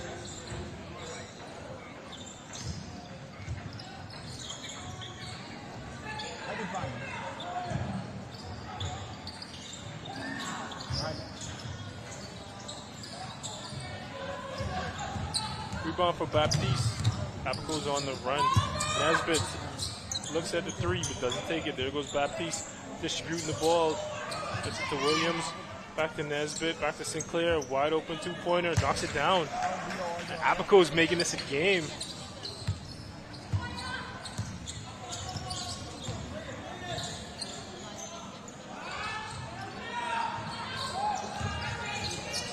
There goes Williams with the long rebound.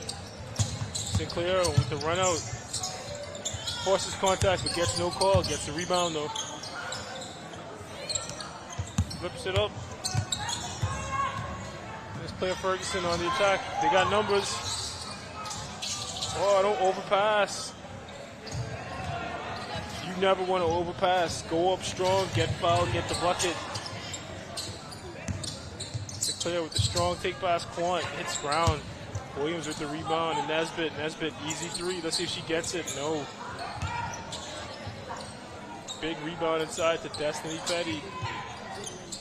Sinclair, not sure what that was. Looks like she wanted Petty to open up, but if she doesn't open up, you got to pass that somewhere else.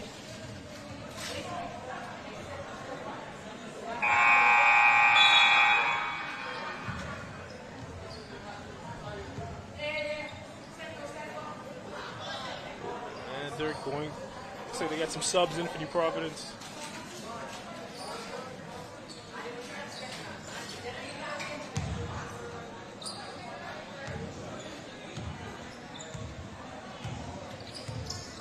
Ashley Bethel running the point for New Providence. Diaz East.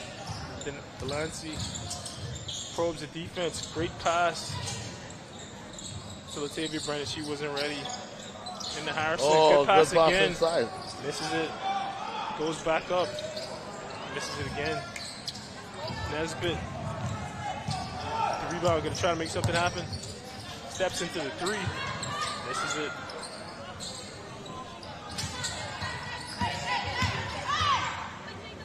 Bethel with the rebound over to Delancey. Delancey's going to take control of this offense. She's making good passes. Kelly back in the game. Big pick for Brittany Carson. Kelly attacks. Through contact, no call.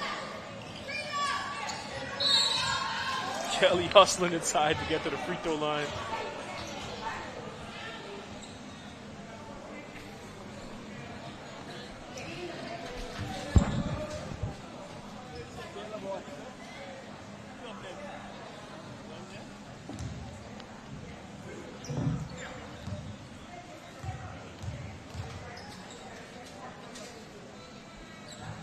Kelly bubbles out.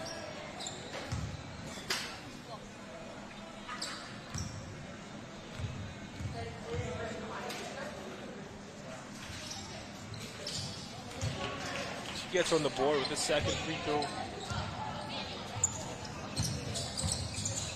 Asia Strawn to Nesbitt for Abaco. She thinks about it. Kicks it over to Sinclair.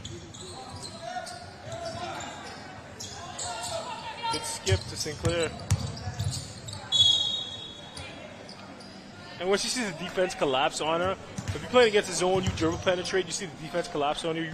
Ideally, you want to skip it out the other side. That was a good drive. You got to come to a jump stop, skip it out. She's lucky she got the foul. That's all he like. When DJ had a free money, gone. Bounce up on the move. Sinclair's going to try to get two. Gets the first one.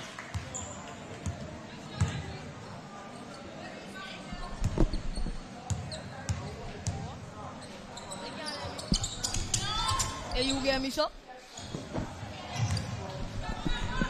Brittany Carson with the rebound over the floor. General Diaz Delancey. Kelly on the wing looking inside. Harrison. Good job by sealing Harrison. And they call offensive foul.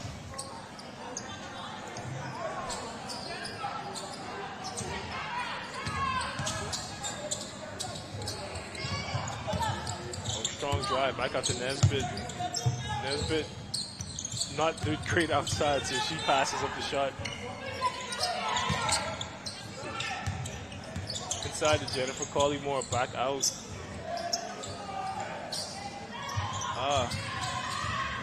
Sinclair's the point guard. She has to come back over and give her an outlet pass. You don't want to leave somebody stranded in the corner without their dribble. So she has to get all the way over there, get that ball, and get it on the other side.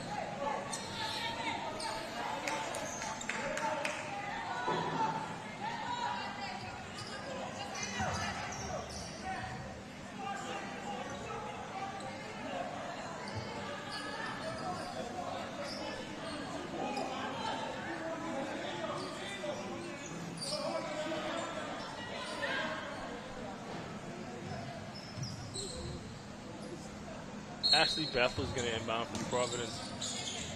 Kelly off the screen. Pick and roll into the defense, and she forces the foul. Kelly hasn't found her shot, but she is getting to the line. Hopefully she could knock a couple down.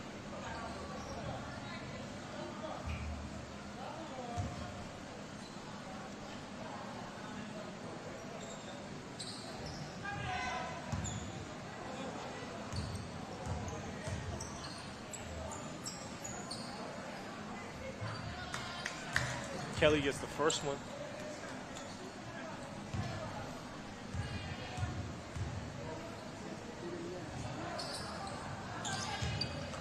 Kelly gets both of them. Looks like she found a shot after a bumpy start. Let's see if Nesbitt gets something going. A lot of communication at the top of the zone by New Providence's leaders.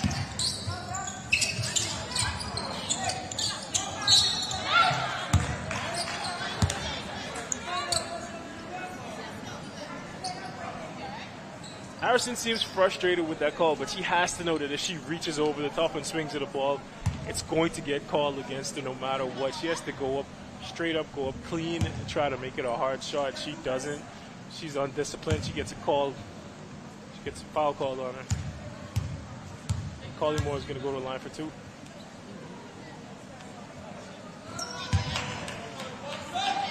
First shot, no good.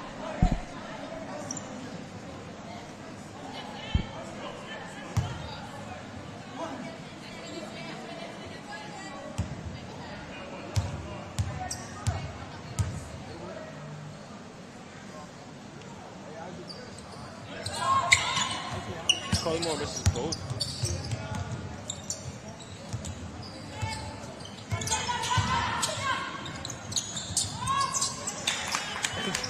Val Nesbitt finally gets one to go. Finally. She gets on the board to make it a 4-point game. Miss Bethel handling the ball for the Providence. And you never want to pick your dribble up right there.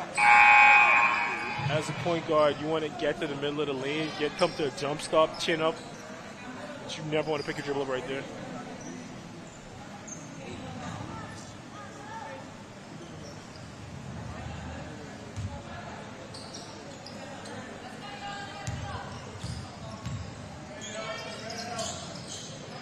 Kelly steps into it, see if she can find a shot.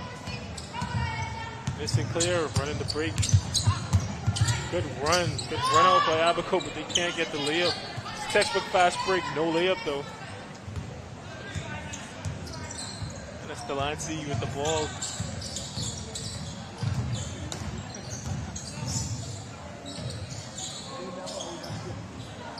And she misses, big rebound by Collymore. Over to Williams. Nesbitt with the run out, kicks it out.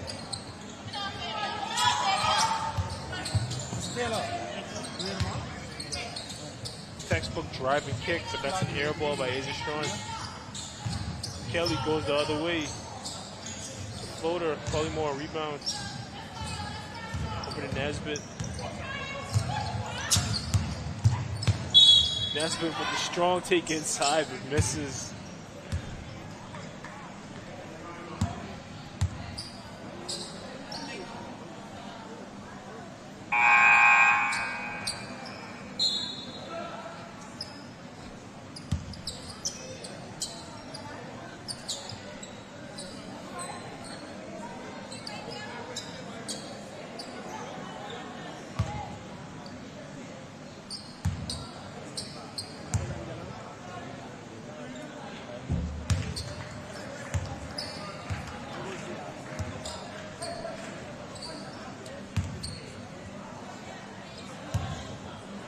Nesbitt makes the first one. Gets the second one to go. If she can keep attacking, she'll be a problem for New Providence all night, all afternoon.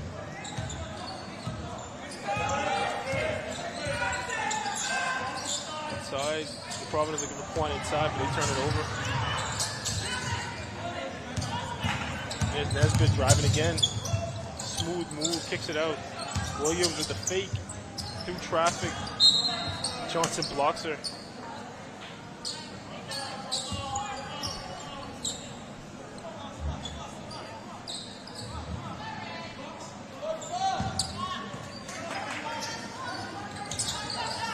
Over the top to Williams. Williams with the fake out to Nesbitt. Back to Sinclair with the three, misses. Kelly with the rebound. Kelly with the push. Risky pass inside to Johnson, but it's a turnover. Johnson looks like she fouls her.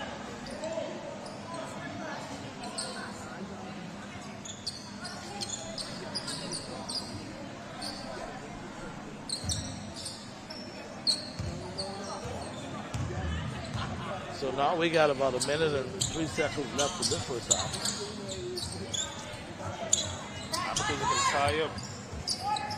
Three-pointer, and it does. Actually, Abaco winning up 1 point. And he's just trying stepping into that with confidence to put Abaco up one. Providence can try to answer. They're looking inside for Point. Yeah, looking inside for Point. Kelly's going to try to drive middle. Good defense. Oh, good move by Kelly. She gets the floater to put New Providence back up by one. Good athletic move by Kelly. Yes, indeed. And Val's running it down their back, and she gets to the rim. She's getting man. up. They're going to live and die with Val Nesbitt. I'll tell you that much. She already has 8 points for Abaco.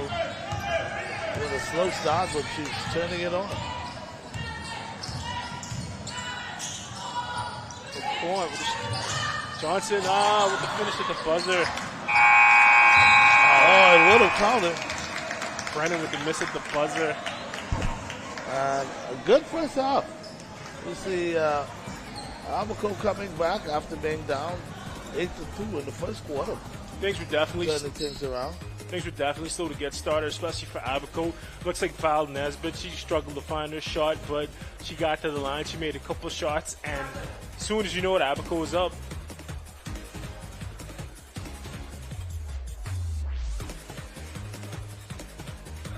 And there's New Providence getting some hydration. There's Jarrell Nairn giving some of that, Jarrell Mullings, giving some of that veteran experience.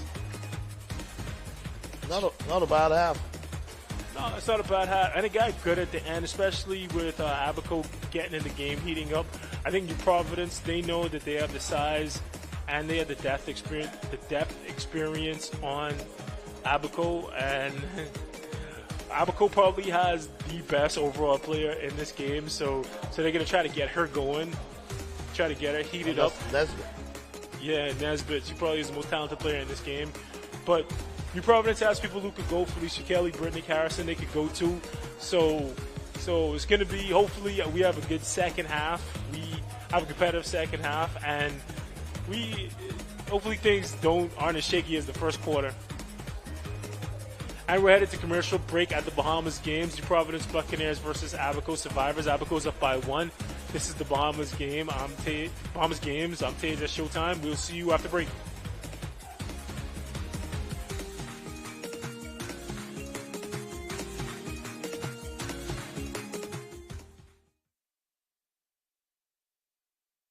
Lowe's means a lot to me. Seeing my customers smile brightens my day. Family is important to me. I love spending quality time with my grandchildren. I'm happy to celebrate 70 years with Lowe's. My name is Constance Henn. I've been working with Lowe's for 48 years. I hope and trust that they have another 70 years to come.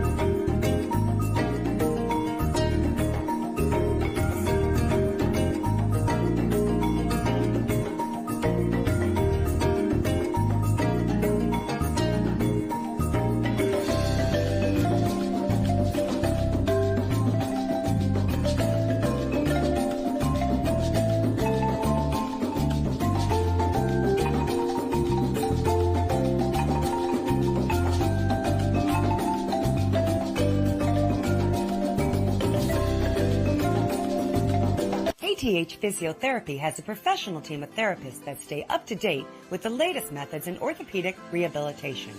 Our clinical staff is praised in helping in the recovery of sports injuries, including neck, back, knees, and shoulders, just to name a few. We provide high-quality service in a warm, friendly environment. Insurance is accepted with a doctor's referral. Get back on track with KTH Physiotherapy. Located East Bay Shopping Center, opposite Potter's Key, 394-5161. Catch Janae's annual 20% off back-to-school sale going on this week only. Get up to 20% off on all school items in stock. Yes, 20% off all school items. Shirts, jumpers, skirts, boys' long and short pants, school neckties, PE shorts in a variety of colors, colorful backpacks and lunch bags, character towels, raincoats, and umbrellas. Shop early and don't miss out on this. Janae's Chesapeake Road's annual 20% off back-to-school sale going on this week only. Beat the rush and save. Janae's 20% off annual back-to-school sale going on now. Restrictions apply.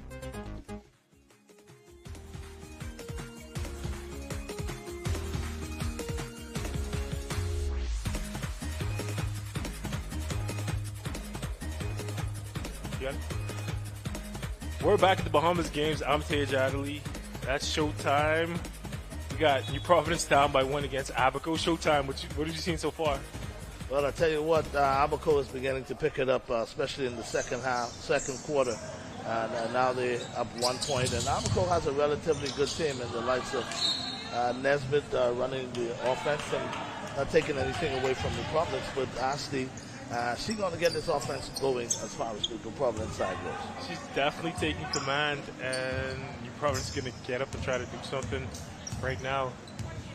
So now we have New Providence with the basketball, looking inside for some help. A long three-pointer on the way. Air ball. Kelly airballs it. She's more of a slasher athletic player. She would like to get in the paint, get some floaters up, get to the backboard. So now Abaco looking for an inside 50-footer, no good. 25-footer, sorry. Now the Providence now with the basketball. Looking for some way. Fake pass all the way. And that's Kelly's game right there, getting to the rim. Kelly. Being athletic. Taking it all the way. Felicia Kelly. So now the Providence with a 17-16 lead. Here comes Abaco. Ball knocked away. And block by Brittany Carrison. Brittany now soft box, no good. Rebound. Back to Brittany. Brittany looks in the corner. Ashley, 3-pointer on the way, no good. Here comes Abaco now with the basketball. Abaco now looking to take the lead. Finesse with a inside move, and they're going to count it. And that's Asia Strong with the strong finish. Asia Strong. Almost want to sound like Acre Strong. One of the players back in the day. Here's Ashley now for New Providence, wearing number 4 in the back of her uniform. Over to Felicia Kelly, the hard hand. Felicia Kelly, and then, of course, Felicia back. And they're looking to post up. And going inside to the post. Against the zone. And it's no good. The rebound, New Providence get it. It's knocked away, but they're going to call a foul. Freddie Brown, the referee now. Bring it back this way. So I think the foul is going to be on... The foul is going to be on number 1. That's Sinclair for Abaco. And that's Rose Johnson doing the work inside for New Providence. So Ashley now bringing the ball from the baseline on top. Kelly looks at it. Kelly looking inside. Give it back out on the top of the key. Long 2-pointer, no good.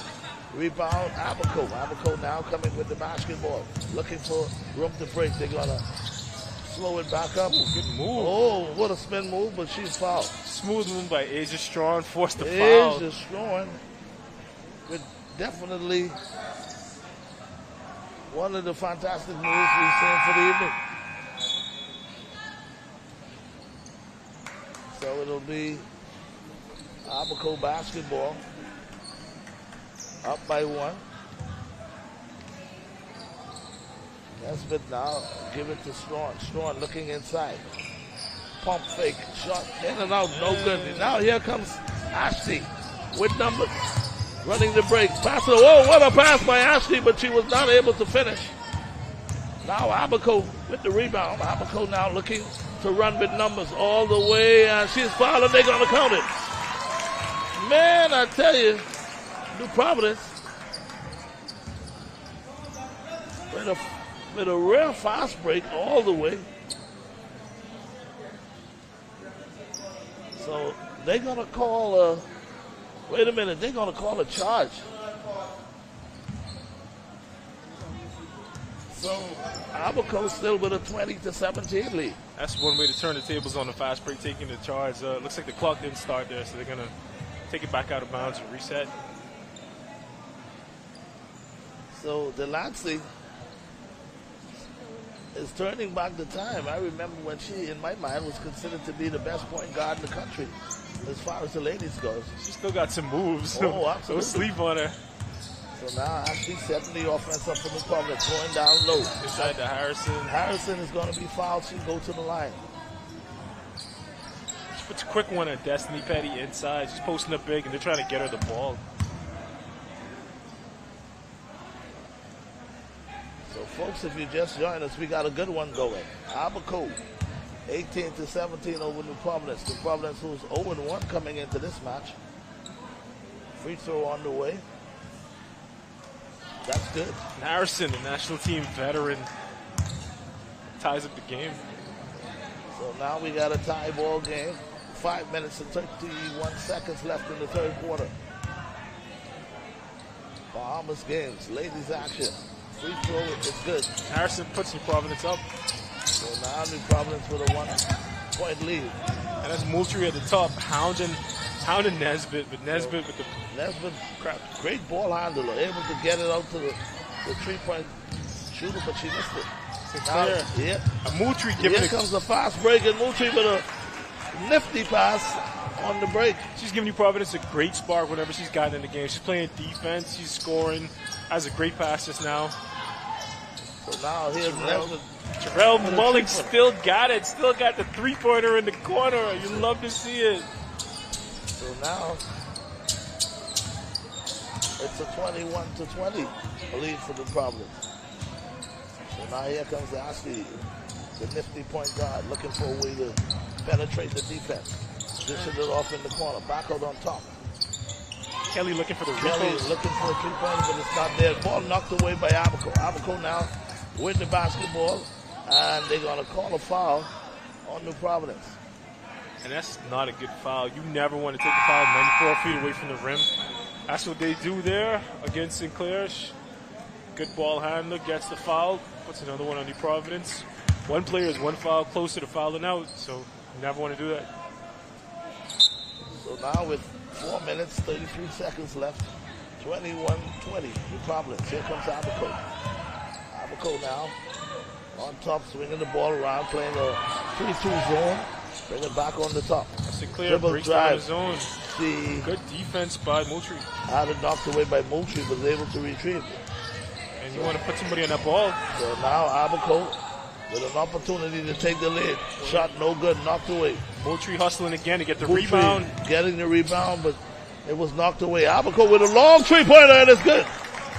Man, I tell you, this young lady, Nesbitt, she is coming alive in this third quarter.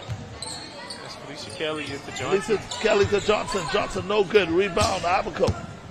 Jarrell Mullings. Jarrell Mullings on the way. And here comes Abaco now with a 2-point lead. Dribble drive, knocked away, and they're going to call a foul.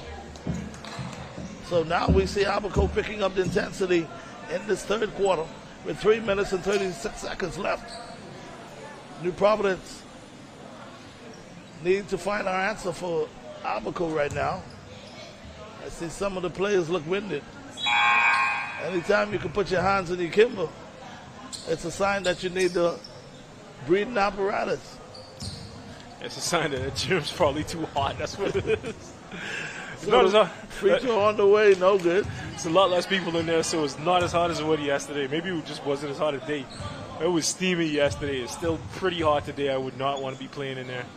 Second free throw is good. Sinclair makes the second one to put him up by 3. And to see him, New Providence, it seems like their game plan has been getting inside.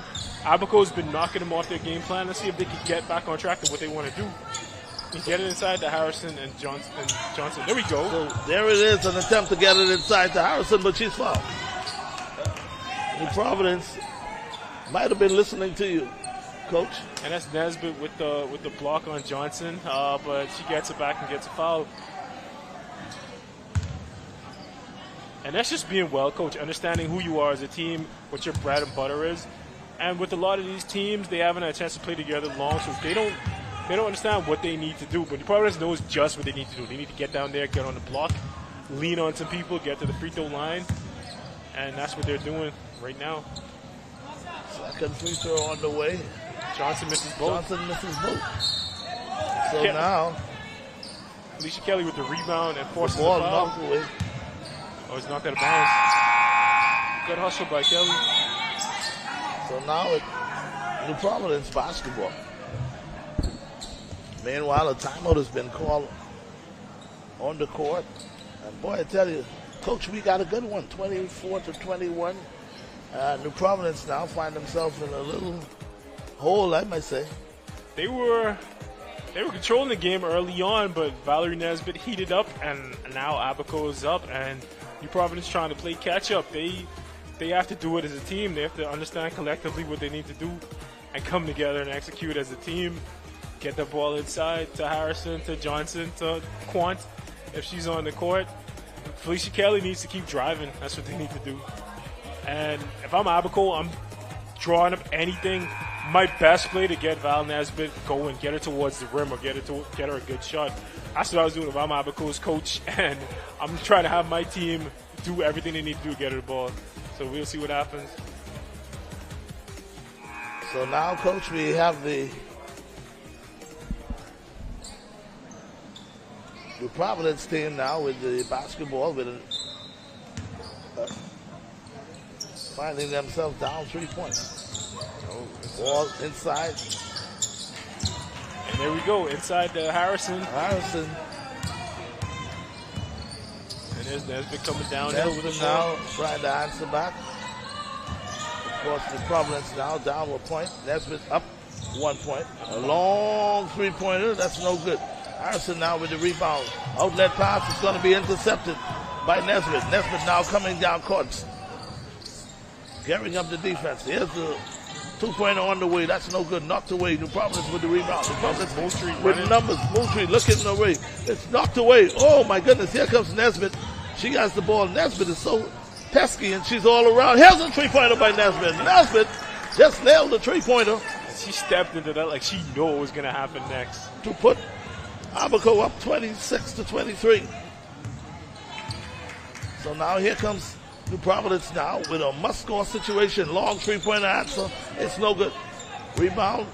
Abaco now. Abaco with numbers, but of course Nesbitt slowing it up. Dish it out on the side. Ball inside, no good. Rebound. They're going to call a jump ball. And Nesbitt very quietly took over the game. She's a leading scorer for 15 shots, but she has 11 points, and she heated up in the second half. And Abaco's up 4. Hopefully they can maintain. So now New Providence with the basketball down 4 points, 27-23. And that's Central roll handling the ball. Alicia Kelly on the wing. They got Quant in the game playing the high post. Long three-pointer. And Moultrie. Oh, Moultrie just got the bounce. With the shooter's touch. Man, I tell you, to make it a 26-27. 1 point lead for Abaco. But here is Nesbitt now with the basketball. Pick set. Nesbitt switch it over in the corner.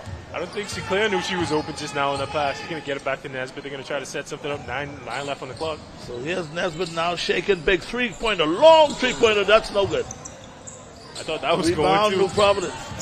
So now here comes New Providence now with a down 1 point. Dribble drive all the way. Dishes off to. Good rebound by Quant. Quant forces it up. Misses. Now Nesbitt out the pack. Up front. All the way and down. She loses the basketball. Sinclair off her foot. Sinclair with a big turnover. So now here comes New Providence down 2 points. New Providence trying to set things up now. It's Kelly sizing Kelly now sizes up a two-pointer. No good. Rebound. And they give it off to Nesbitt again. Nesbitt running down offense. Nesbitt now fake right. Over the crossover. Nesbitt back on top. 3-pointer on the way. Terrell Mullings, no Terrell hesitation. numbers, no good. And rebound is going to stay here. It's Abaco basketball. And just like that, Abaco with the basketball. 50 seconds left. We're in a tight one, coach. Dishes off to Nesbitt. Nesbitt taking a long 3-pointer. And it's Kelly trying to get on the 3-pointer. Now. Good defense by Williams. That was a great play by Williams. She fouled, unfortunately. But that was good defense. Stopping the ball immediately. Killing the break. You don't want to foul there, though. So now it's 42 seconds left. And Abaco with a 27-25 lead. It's a tight one. Kelly's going to try to tie it up. So now Kelly's at the line. First free throw on the way. That's good.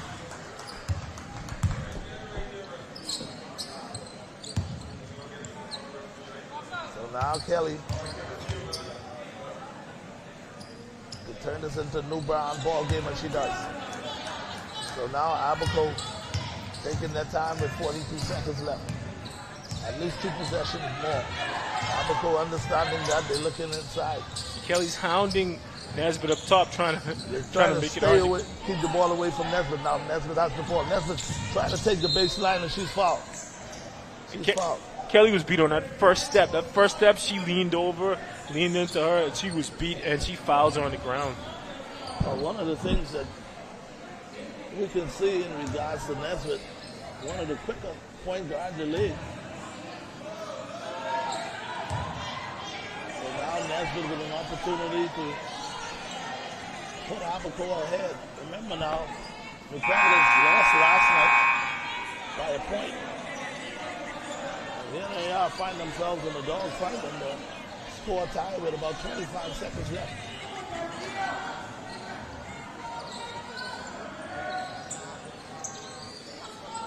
So, Coach, this is what basketball is all about. This is what you want to see, down to the wire.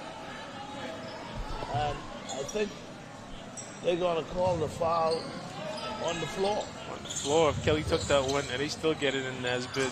And So she's now probably Nesbitt- with Providence is one of their best Nesbitt with a defenders. shake and bake move. Nesbitt Good had team it knocked defense. away, and Abaco able to get it back, and they throw it up and throw it away with 16 seconds left. Great defense. Now they got to And get I out of think there. There's a play on the floor. Then, Oh, my man. goodness, New Providence just made a crucial turnover.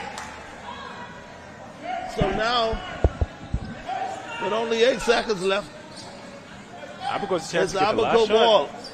Coach, what play would you draw up in this situation? Nesbitt. Well, you got to go to Nesbitt. Give it back to Nesbitt. You want someone at the top There of the you key. go. You want Now, to go toward the rim. Nesbitt penetrate and get the foul. She's taking baseline. Nesbitt looking for some help. Back on That's an top. open Long shot. No good. And we're going to go into overtime. All you could ask for that situation is a good shot. I prefer Nesbitt drive to the middle to collapse the defense, but you'll take a good shot. You'll take an experienced shooter like Terrell Mullings at the top of the key with an open shot. Good drive, good possession. That's a bad turn of events for New Providence. They had a chance to get on the run and get an easy bucket. Instead, they turn it over. Abaco gets a good shot. Luckily for New Providence, they don't hit it. We're going in the fourth quarter tied 27 apiece.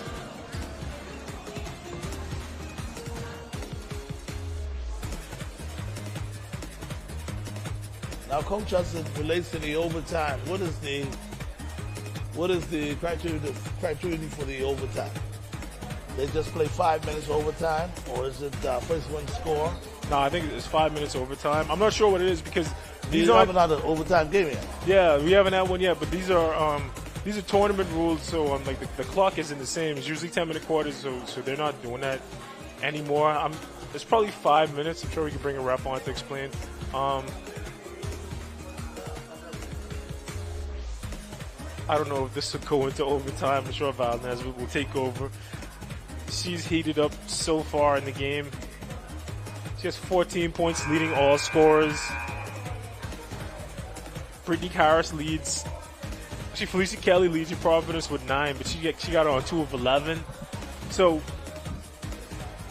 Providence needs to try to do something to stop Val Nesbitt from getting the ball, and they need to try to get the ball inside and get to the free throw line. I think they're going to do it 8 minutes overtime, if I'm not mistaken. That's what they put up on the scoreboard. There's fourth quarter coming up right now. Oh, wait a minute. That was the third quarter. Yeah, we're going to the fourth quarter right now. Oh, I was just ahead of myself. I thought that was it. Living in the future. Yeah.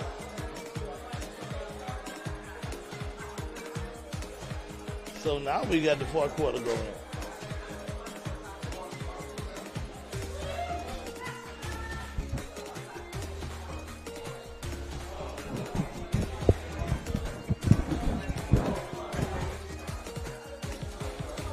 And it looks like they're getting ready to get the clock set.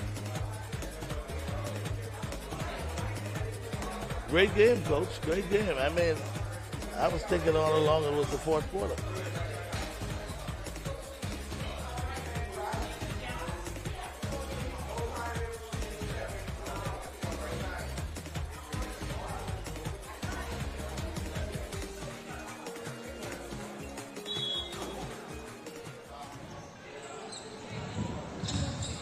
So now here comes Abaco in the fourth quarter, tied at 27. In the corner. I would trap that, get the ball out of her hands. Oh, good nifty passing on the inside, and she's fouled. Boy, I tell you, Nesbitt has a good nose for the game of basketball. Good IQ is very high. Good penetration, good drive, good dish to Baptiste. And now she's to the line. If I'm New Providence, if she gets it in the corner, I'm trapping that. If she gets to the pie, trapping it, I'm getting the ball out of her hand. Somebody else beat me. I would not let her beat me. They were slow on the rotation. She gets to the middle, and Baptiste puts Abaco up by one thanks to penetration of Val Nesbitt. So now 28-27. Abaco inside. Providence back on top. Back up around. Moultrie back in the corner. Pete Kelly with the mid-range. Kelly with the mid-range. She missed it. Rebound. Here comes Abaco. Abaco would slow it up. Wait for numbers. Back on top. Abaco team now. And there's Nesbitt back. Head fake in the corner, and she'll pick up a foul. Now I think that may be. I think they call travel on that one. They call traveling. And they were lucky because Strawn had her beat. She had her beat on the baseline. Once you beat the first defender, you have them at your mercy, but they bail her out. Kelly with a strong take. Now they're going to call a foul. But I'm thinking jump ball, they call it foul. But I'm thinking foul, they call travel. Nah, nobody got hands on that. So Kelly went into contact. They hit her. They didn't get hands on the ball, so she's going to go to the free throw line. Nails the first one. So now we got a tie ball game again. Second free throw on the way. That's no good. Knocked away. Controlled by Nesbitt. Nesbitt all alone taking on 1-on-4. Nesbitt all the way with a nifty move, but she missed it. Had it knocked away. Long three-pointer on the way. No good. And Strawn looks like she tried to hit the Steph Curry walk away. Here goes Moultrie on the run. She's rangy. She's athletic. She's aggressive. And she'll be fouled. So she'll go to the line.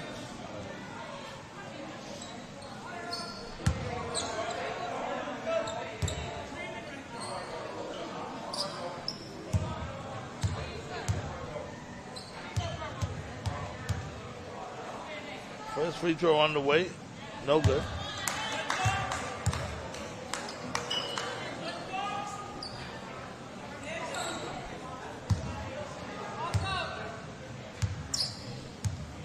Second free throw from Moultrie.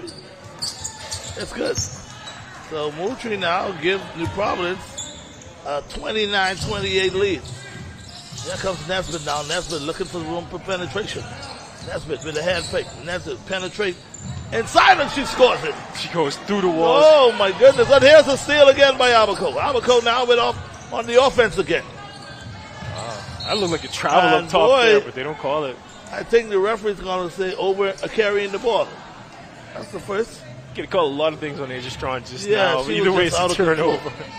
She was just out of control. Now, Quant. It's very important to plant and come to a jump stop and go. So they're going to try to get Quant situated inside. 6:23. Oh, high, low. Yeah, they're looking for Quant. Ball stolen by Nesbitt. Now they got numbers. Abaco coming down the road, and that's going to be knocked away and saved by New Providence. New Providence now with the basketball. And that's Kelly coming over. Here's Kelly now. And Kelly all the way, but she misses it. Rebound. New Providence gets the rebound and scores. So now Nesbitt that's a big on the offense attack. It's a big putback by the Toya Roller putting New Providence up Abaco one. Nesbitt with a three-pointer on the way. No good. And the ball knocked away, and it will be New Providence basketball. Carolyn Baptiste knocks it out of Quant's hand, but New Providence ball anyway. So now we got a timeout on the floor, I will assume. New Providence in a dogfight with Abaco. They're leading 31-30 now, though. 5 minutes left.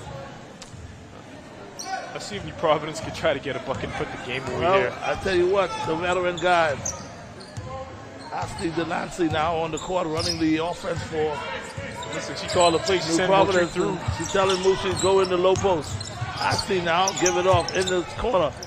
Into the low post they go. New Providence, ball knocked away. Rebound again, New Providence, and she's fouling. They're going to count it. Man, I tell you, Asti Delancey running the offense. And there's Rose Johnson with a strong finish inside. New Providence they know what their bread and butter is. They know they need to get the ball inside, get to the rim, get to the free throw line. They do that, and now they have a chance to go up at least 2 scores over Abaco. And you see the way that Delancey was able to control run the offense and settle down in the post. Ran it to perfection, settled them down, got the ball where he needed to go. That's veteran experience right there. Absolutely.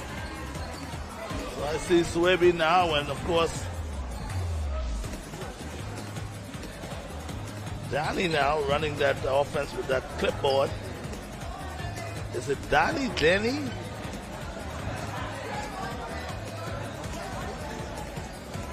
Abaco's going to try to figure something out to get back in this game. You really hope that they miss this free throw if you're Abaco and you could get back down there, get a score, get down by 1, even tie it up. New Providence, they want to hit this, they want to get a stop. I would trap here if I was New Providence, make or miss. I was trapping, and I would want to get the ball out of Nesbitt's hands. She kind of cooled down in the 4th quarter, but still, I want somebody else to beat me. But Johnson has to get this free throw first, so let's see what she does.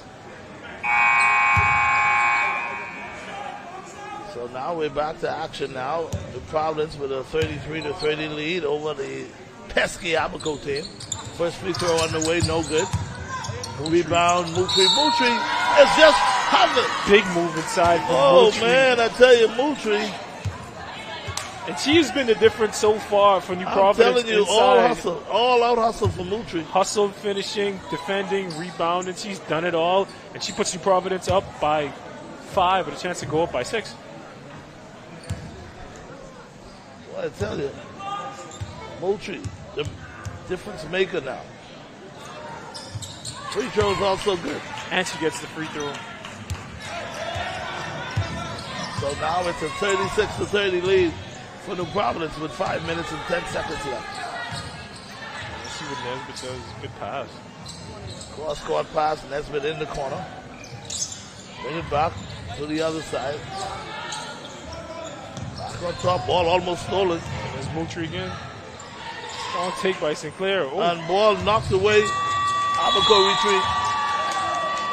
And I think they're going to say she stepped on the line. And that's great. As Moultrie again being Johnny on the spot, making a defensive play. She almost gets a steal up top, gets a turnover on the corner, and she's winning the game for New Providence. And there goes the floor general. Right inside. And rebound to Providence again. Bring it back on top to the veteran point guard, Asti Delancey. And she dribble, drive, shoots, missed the layup. New Providence able to get the rebound, tries it again, no good. Rebound, here comes Abaco now with numbers. Nesbitt trying to pick her way through the defense. Does swing around. I think she is fouled, but the foul wasn't called. But now here comes New Providence. Asti Delancey, but no look inside, and they got miss the layup. But of course, Moultrie with the rebound, and they're going to call the foul on the ground. Man, I tell you, Moultrie is the New Providence Dennis Rodman. If you would have asked me, she's always on the stop, getting the rebound. On the previous possession, Delancey does a good job getting it inside to Harrison, but Harrison has to get to the rim, get to the backboard, and lay that ball up. She opts for a jumper when nobody's there instead. It doesn't matter. Moultrie hustling all over the place, getting to the backboard, getting to the line, and she has a chance to win this for New Providence. So now Moultrie at the line. 3 for 4 free throws for this evening. First free throw on the way. She doesn't get the roll. So now it's a 36-30 game. New Providence with the 6-point lead. Moultrie now.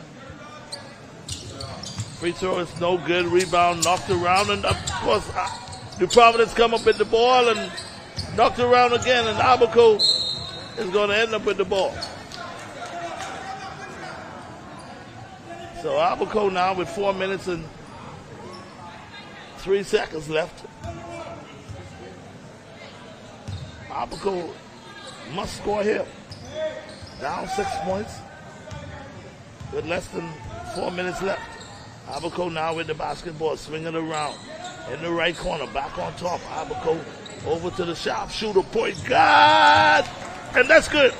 Man, I tell you, Nesbitt is beginning to pick it up. So now we got a 36-33 ball game, 3 minutes left, but here comes New Providence to answer back, no good. Ball hustle, loosely is hustling for the ball, and I think they're going to call off Moultrie. And man, I tell you, that lady has hustle in her. She got all the way over there from the corner to get a hand on the ball.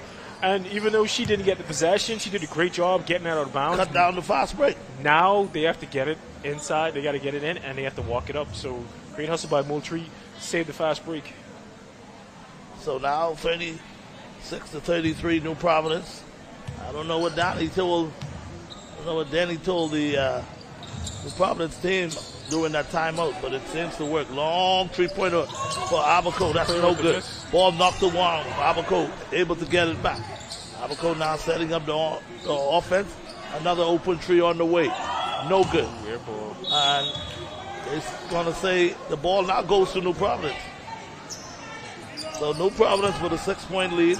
Sorry, a 3-point lead. And the basketball. 3 minutes to go. Ashley Delancey now. Dish it back over. Looking inside for the big lady. She got it inside, but she misses it.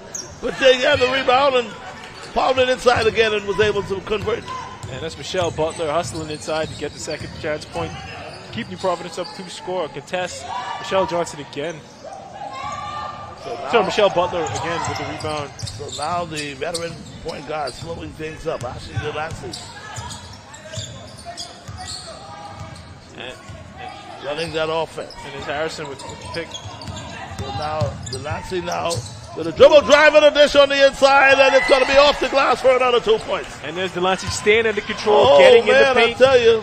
Getting the ball to Butler for the easy Ashley score. Delancey running this offense for the New Providence team. Abaco now with the basketball, a long three, and then going to answer back. And it's Christine Sinclair with the big 3 to answer. It ain't over till it's over. 2 minutes, 17 seconds left. And Diasti needs to take care of it. Long pass to Moultrie. Moultrie gives it up on the way, and that's good. Michelle Butler, who else? else? New Providence is beginning to feel the victory now. Here comes Abaco. Looking for something on the inside. Abaco now with a long three-pointer again, and that's good. Oh, my goodness. Both of these teams are heating up right now. 42-38. New Providence. And that's Asia Strong saying she ain't ready to go home yet. Asia Strong going to be charged with the foul. I see Hensey and those coming in. They may have a big game next. We're going to find out exactly who's playing next. Coach, you got that one for me? I know that's Jeff Henfield and KJ Hensey there with Andros. Boy, I tell you, I understood last night you guys had a hell of a game in here last night. And nobody invited me. I don't get it. I don't supposed to be able to miss the big ones. You'll make this one, though. This is a big one right here. And yes, it's going down the wire. I see Ashley's at the line. And there's the MP, Leo Lightburn, coming in, playing for Andros. And that's good. Now, Lightburn, is he a coach or he's actually playing? Well, he played. He played overseas, and he played for Liberty University. He's a guy I grew up looking up to because we didn't know too much guys who went to D1 schools. He did, and he was a knockdown shooter. So he's playing. He's from Andros, and he's gonna rep the island that he reps. He literally reps him in House of Assembly, repping him on the court. Oh man, that should be good. So now here's New Providence in control, 43-38 with the basketball. Point guard Ashley Delancey now. Setting up the offense. Head fake. Ashley Delancey pump fake all the way. Ball knocked away. And it's going to be stolen. And here comes Nesbitt. Nesbitt, stop at the 3-point line. Size it up and let it go. Oh, man, I tell you. Nesbitt, she ain't ready to go home yet. That's just bad transition defense by New Providence. You force the pickup, but you leave her open for the shot. She's been killing you all day from the perimeter. You want to force the pickup. There's Jarrell Mullings on the trap. But when you force the pickup, you get in her face. Because she can't dribble by you. Oh, what an inside move and a dish to make it a 45-41. Good driving dish by Kelly to Harrison. But she picked the dribble right up. Now. She can't go by you. You need to get up in her face and take away the shot and make a pass it. Abaco must score right now. Here's a long three-pointer again. That's an air ball, but it'll stay here. Oh, wait a minute. The referees are saying it's New Providence basketball. Air ball by Mullings. So now it's the 45-41. It's about time for Abaco to start fouling. And they call timeout. I think that's what their coach is going to tell them. We need to start fouling. Get him on the line. Get some misses. Hopefully get some shots up. But looking at Abaco now, they look a little bit discouraged. Being down 45-41. I think the advantage New Providence has over them is they have depth. They have veteran point guard leadership.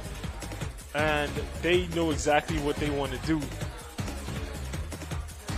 Abaco probably has the most talented player, but she doesn't have a supporting cast that New Providence have. New Providence, they pound it inside. They know exactly what they want to do.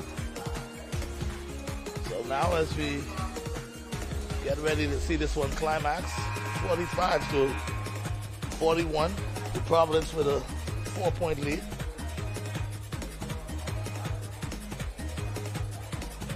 And Coach, we talked about the importance of having a point guard with experience that can really determine coming down to the wire in a close game, to determine whether or not you're going to win or lose. And you got that in Ashley Delancey. Ashley Delancey did that. Things weren't looking good. She came in, she stabilized the offense, she got the ball where it needed to go. And that's what you need in your point guard. She did that. And now New Providence in a position to win. Down 4. Let's see what happens. So now Danny is directing his troops. Long pass all the way, but it was risky, but they get it, and they're going to get the foul on one. Man, I tell you. New Providence, I don't know if Danny called that one, but it worked to perfection. I thought Kelly and Moultrie were going to run into each other, but they wanted to do the full court press, and all of a sudden, one person went on the fast break, and the ball was right there. And that's what Felicia Kelly's going to do for you. She's athletic. She's going to get to the rim, play through contact, and get to the line. And she gives New Providence the potential to blow this game open. And another rebound again. By Moultrie. By that Moultrie lady. Man, I tell you, Moultrie, she's all about. Player as a baseline. Dribble, drive, shoot off the glass, and that's good. That's just bad. Oh, man, I tell you, put a fork in this one. It's done. 1-on-1, no help on the wing. Felicia Kelly was going to keep on putting it up. Ball knocked away, Moultrie. And there it is, Moultrie now with another rebound all the way. She's going to bring it back out, and I think they're going to call a foul.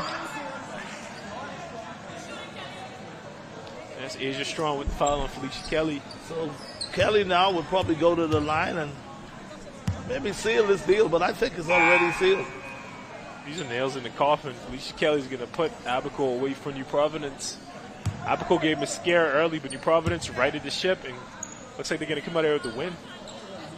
So So, man, I tell you, this was a close one coming down the wire, but New Providence said, we're going to pull this one out. 49-41. Free throw on the way, it's no good. Not that it matters. Second free throw. Well, that's good.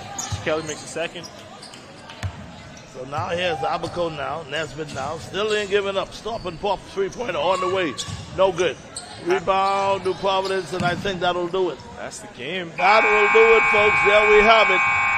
In a close one, New Providence prevailing 50-41. And, Coach, man, I tell you, what a comeback after New Providence started leading the game in the earlier part. And, of course, Abaco came back and New Providence answered back in this fourth quarter. My player for the game, for New Providence is Antonisha Moultrie. Now, Felicia Kelly led the team in scoring. Michelle Butler had more, but she changed the game with her defense and her hustle. She got in there. She got steals. Well, she had 5 blocks. Like she had 10 points, 11 rebounds. She played defense. She ran the court, and she picked up the pace for a deep New Providence team. And they're going to come out there with the win against Abaco. Foul. Felicia Kelly played great too. She had 15 points. She got to the line. She had 6 fouls called in. She had 8 rebounds. Diasti Delancey, the floor general, only 2 assists, but she ran the offense, got the ball where it needed to go. Now for Abaco, Val Nesbitt was lights out with 22 points on 8 of 28 shooting, though you wanted to be more efficient. She also had 9 rebounds, 2 assists. New Providence couldn't do anything with her. They didn't need to. Moultrie was on the court, hustling, getting the win for New Providence, and we're going to bring in New Providence coach Swaby in a second. Well, I tell you, that's a big win. And we're going to bring in Moultrie number 10. That's a big win for New Providence. New Providence don't want to go down 0-2. So, boy, I tell you, we're beginning to see New Providence trying to put things together now. So, Moultrie. So now we have with us, we have coach with us, Danny, along with Moultrie. And first we're gonna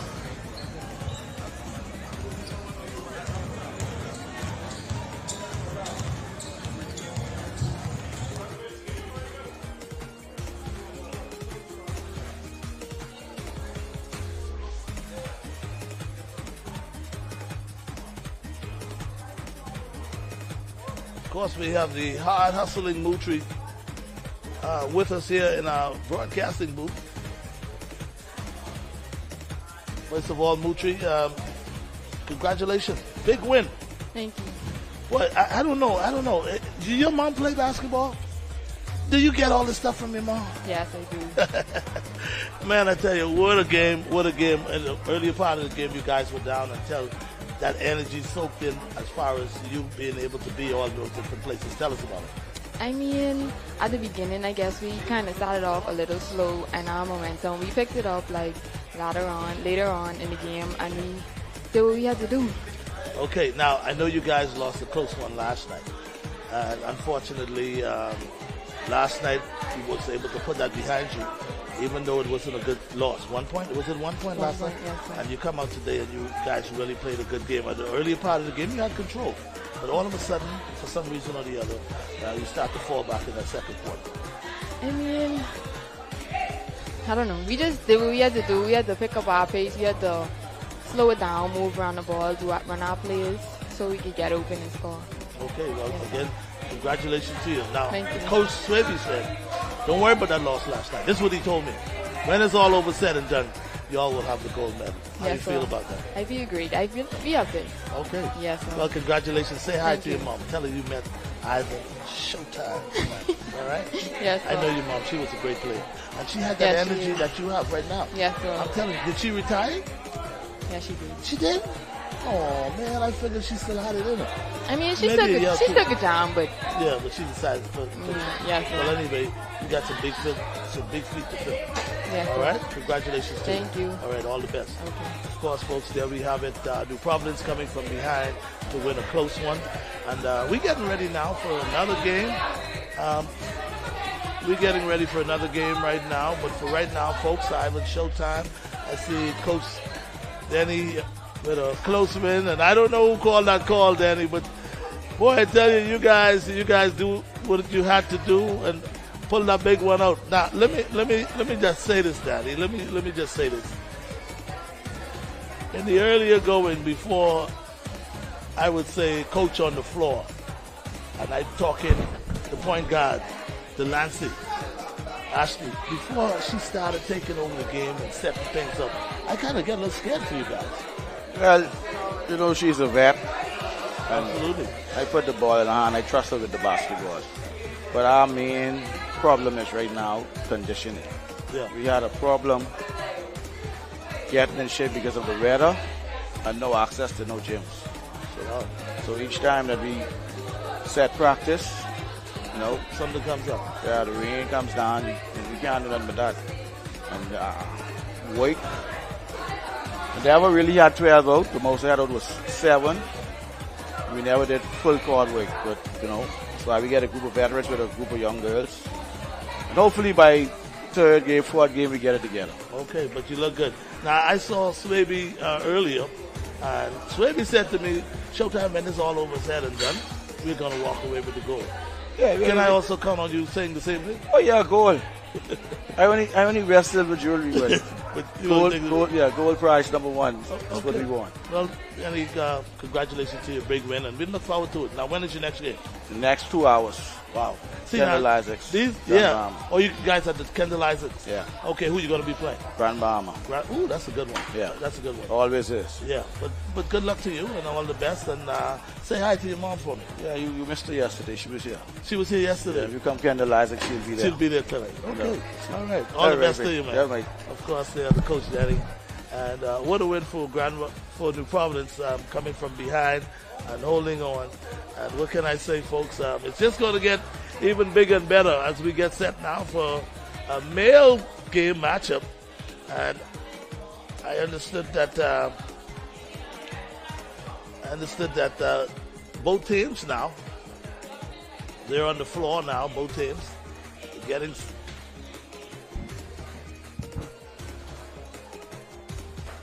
Yeah, okay. Well, tell you what. For right now, guys, we're going to go back to the studio, but of course we're going to come back and continue to bring you live coverage of basketball here in the Bahamas games. And we'll take a quick break, go back to the studio, and be back after this.